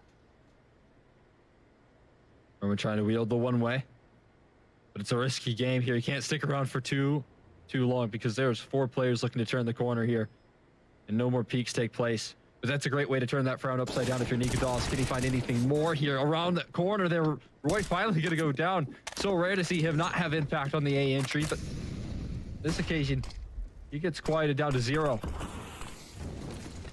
Still a man on the A site's guard, though, it was Story, but with the AWP falling as quickly as it does, I really don't think there's going to be much more left to this round. Unless Muterus has got some crazy stuff to show us, I really think Fnatic are going to be taking the lead for the first time in a while. I guess they did have one going in from the CT's perspective, but hold on a second. Muterus is ready to make that magic happen as he peeks into the side hole. Pepsor is just too good to be dealt with. And it falls onto the lonely 1 HP Roman, not even getting ready to clear out the sandbags of the barrel of Mezzi spotted. He's just trying to buy time for Pepsor's assistance. Rotating back in and through, there's no reason for either one of these players to peek. I mean, they don't have utility left on the CT side. They even both swing it together. As soon as he tops it, it's a perfectly coordinated affair from Fnatic to take the lead back and maybe even extend on that. Brilliant work done right there. Great jobs committed, even when Roy unable to find some of that impact. Pepsor, he continues to show up. I mean, that's the off that he had to face off against, man. The odds of him winning that fight are slim to none, but then in the closing stages, playing his cards right as well, showing that experience, right? And what a great player to add to the arsenal here, even as a sub. It's so impactful what he's been delivering here to keep them alive. Pasher again, too, with an opener on B. It seems like he's cracked the code on the opposite end of the map. Even forcing a couple of rotations single-handedly. You spoke of these 4 players last round, sitting idly by around the corner. They're going to do it again. It worked out so well. Why not try rinsing and repeating? Story on the EWP, and I'd say a fairly aggressive yet passive angle. Not necessarily one you're going to clear off the rip, but Pepsor still gives it the idea, or rather, the benefit of doubt. Well, fortunately enough, it's an all versus an 8K, and usually that duel is pretty predictable. As they now are forced back deeper into the ramp side, they leave the A defense's sole responsibility to Story. And trusting a whole lot in him, but one thing we've talked about, the issues here from Fnatic, is their lack of ability to group up in these 4-on-4s. They've taken fights on so many different fronts. Right now, Basher is joined up by 4 teammates close behind him, and he could just do the damage. Oh no, even crunching in, Basher doubles up on the entries, maybe even gives his life up a little too cautiously, or incautiously. But they still hold on to a man advantage again with no utility left to go for the counterpart. They've got to go in for a raw retake with an op and an M4. Let me tell you right now, it's not going to be Story doing most of the heavy lifting this round. It's got to be Nika, or rather, it's got to be you jerks. Then spotted around the headshot angle too. He's perfectly isolating kills around this smoke. Mezzi is left on his own again. So many overpeaks come through from both of the players on Fnatic. In fact, I'd argue everybody, honestly. Tapping the bomb too. Mezzi not yet giving up the peak. You jerks foot spotted, and of course, it's him to clean up the round with every single kill for Saw. I can't believe that they gave that one up right there, right? Again, This is going to extend a little bit of that frustration I was talking about. Nikodos having himself a little bit of a struggling game here, and making a play like that, right, where you know the round is in the palm of your hands. You got yourself a 2-on-3 post-play advantage here. You're having some impact in this round. You're landing some nice shots, but you can see caught in no man's land. Ujerk's not going to let you get away with these sort of plays. He's far too wise to that.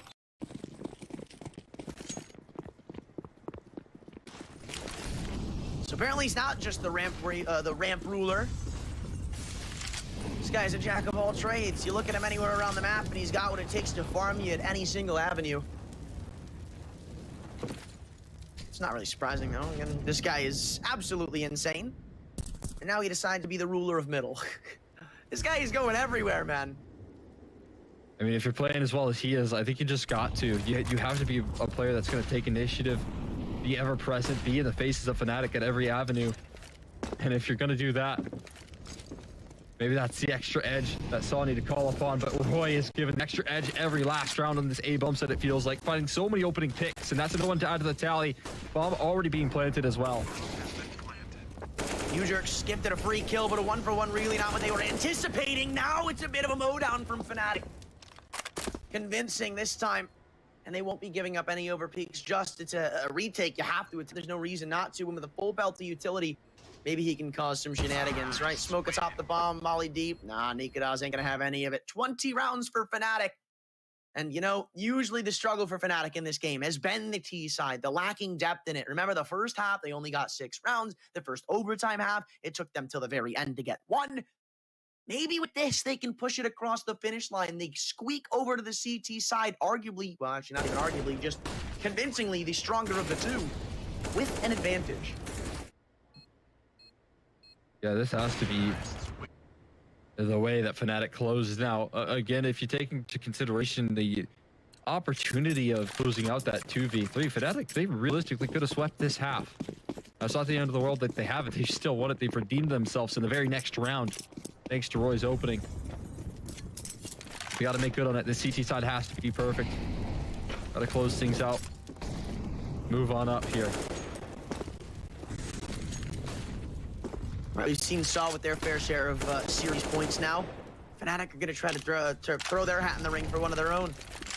They've been playing from the back burner, it feels like, ever since it was 14-all. So this is their first chance to get within striking distance of finally taking this long, hard-fought map away from Saw. Flash goes over the wooden boxes, and Nikodos shows face with the AWP, but he won't commit. Instead, falls away, again, to a more passive angle, but with his team around him, this still seems like an unbreakable line of defense. Yeah, again, taking this aggressive angle that's just enough to not get caught off guard here, but the utility could catch him. He's actually able to avoid that initial flashbang, but the smokes that get recycled are going to force their hand. Are they going to push through this? There's seemingly a one-way that they can crawl up the side hole with, and that could completely blindside all of Fnatic. And now, Roy is just giving him all this calls. Oh my lord, Nikodos is caught straight into the open, but he's going to be able to back away into the bomb site. All the info grabbed over and given to Fnatic. But the take is imminent. A couple of Molotovs thrown into it. One smoke I'm surprised they actually had 2. I thought I only saw 1, but not a lot of utility to seal the deal is my main point. Leaves a lot of pressure onto the individuals of Fnatic again. Another molly extinguishes over in the elevator side. Oh my god! Nikodos through a smoke has made magic happen, and on 1 HP, it's another Mezzi clutch, this time to give them that point. And I don't even know if Nikodos has realized what he's just done. Mezzi, again, another 1v2 to close things out, but I cannot believe my eyes, man. It seems like it was just meant to be for Fnatic right now. Landing that shot, claiming themselves series point, and honestly, what very well could be playoff contention point to boot. Now again, more reasons to smile. Again, we haven't seen them in this spot before. They haven't been in this boat the entire game. It's always been Saw striking first. Finally, they've changed around the story at the very, very last whimper. Inches away from that securing playoff berth. Still, the moral of the story this entire game was for Fnatic. And now only 5 kills away from securing it.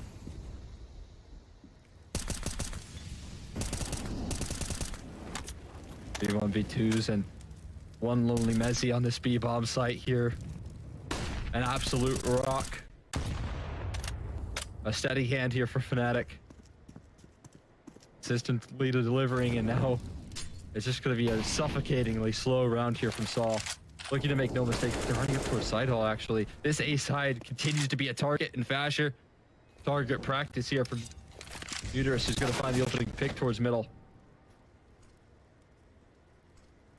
3-on-5. Again, you know where so many of the individuals are for Saw. In fact, you even got some trapped in corners, man.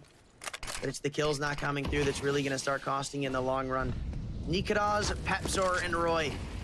The last lines of defense on this round. They'll still have another fighting chance in the next, but you really want to let it rely on that. I'm not all that certain. Behind the smoke, Muterus will fall, so we go back within striking distance, though. Nikodas, that's not an equivalent trade. Of course, you're going to go for it. Why the hell not? You spot his feet. Roy's got another kill added up. Even inside of the smoke, you spotted another Roman. A lucky break, and Story's got his boys back again. It's a setup that amounts Saw 20 rounds and puts them back in 1 round's distance from Fnatic. Man, oh man, a chance to go again. Right now, right here. Again, it's been a long time since Fnatic have been on the upper foot, but another opportunity. They've given themselves, they've granted themselves 2 chances, right? They can afford a couple risks here and there. They get punished. Now you have to buckle down. You have to close out here.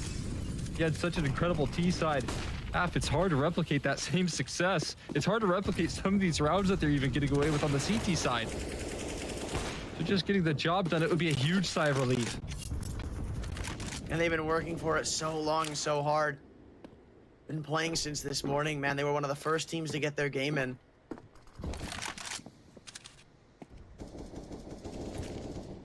So it just puts all the much more importance on not making the first mistake in a round like this. Nobody wants to be the one to give over that opening kill. Behind the smoke, though, lies a couple of eager T's trying to find an opener of their own. They have been abusing this smoke to perfection the entire game. And getting away with it, too.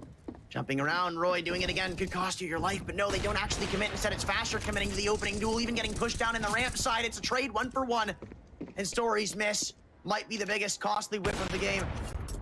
Nikodas shows face, but instead of committing, just backs away again. They want to set up this crossfire. They want to just set themselves up on the defense. But walking back in would not be the most optimal of ideas to give away a pick here. So instead, tucks back. Roy peeks in. Uterus with the bomb on his back's been dropped. It's just in the 1 versus 3. Saw may have finally tapped out in this game. All it takes is 1 kill, and Fnatic finally secure their playoff spot. So desperately deserved. Nikodas. A whiff will allow him to inch back closer to the bomb, but with 20 seconds to go, he's still not recovered it. And at this point, you have to commit to A. There's no time to go around, get the bomb, and then go all the way back and into B. So honestly, now there's no time at all. You're right. Maybe a bit of a boneheaded play and an anticlimactic ending, but Fnatic will take that, man. Not even a pop-off, just a sigh of relief. It got scary there towards the end. Vertigo was a bit sloppy, but they do end up closing out by the skin of their teeth in overtime. Yeah, if you're Fnatic, that's...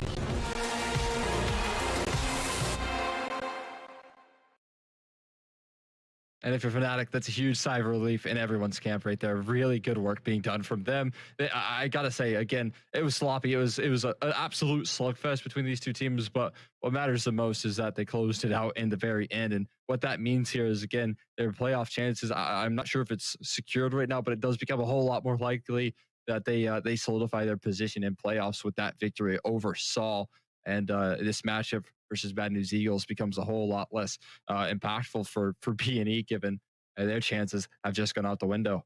Yeah, it is secured, just so we're aware. Okay. I want to make sure that's solidified. So essentially, as the standings go, I'm not too sure if we have the table up right now, but we could show it if we do. So right now, 500 have already secured their spot with 3 wins. 3 wins is the securing mark. There are 2 other teams with 2 wins to their name. That's Complexity, that's Astralis. Either one of those teams can still make a swing for playoffs. They play each other over on the A stream. That's going to be the last deciding match for playoffs. The only other things that could happen are different changes in the top 3 teams, because there's still a world where Fnatic can get the 1 seed and go through with that bye going into playoffs. But as it stands, the 3 teams for playoffs will be 500, Fnatic, and the winner of Complexity versus Astralis.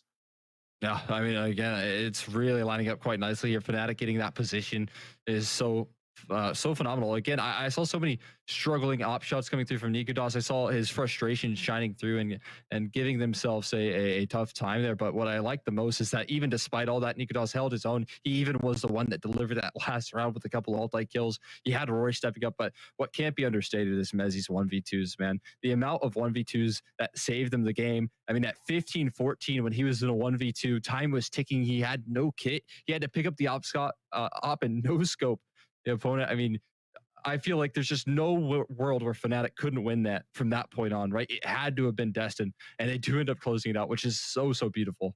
They had the literal utmost plot armor. Like in every single overtime, They did. Mezzi had a clutch to pick up some massive round. To get to overtime, Mezzi had a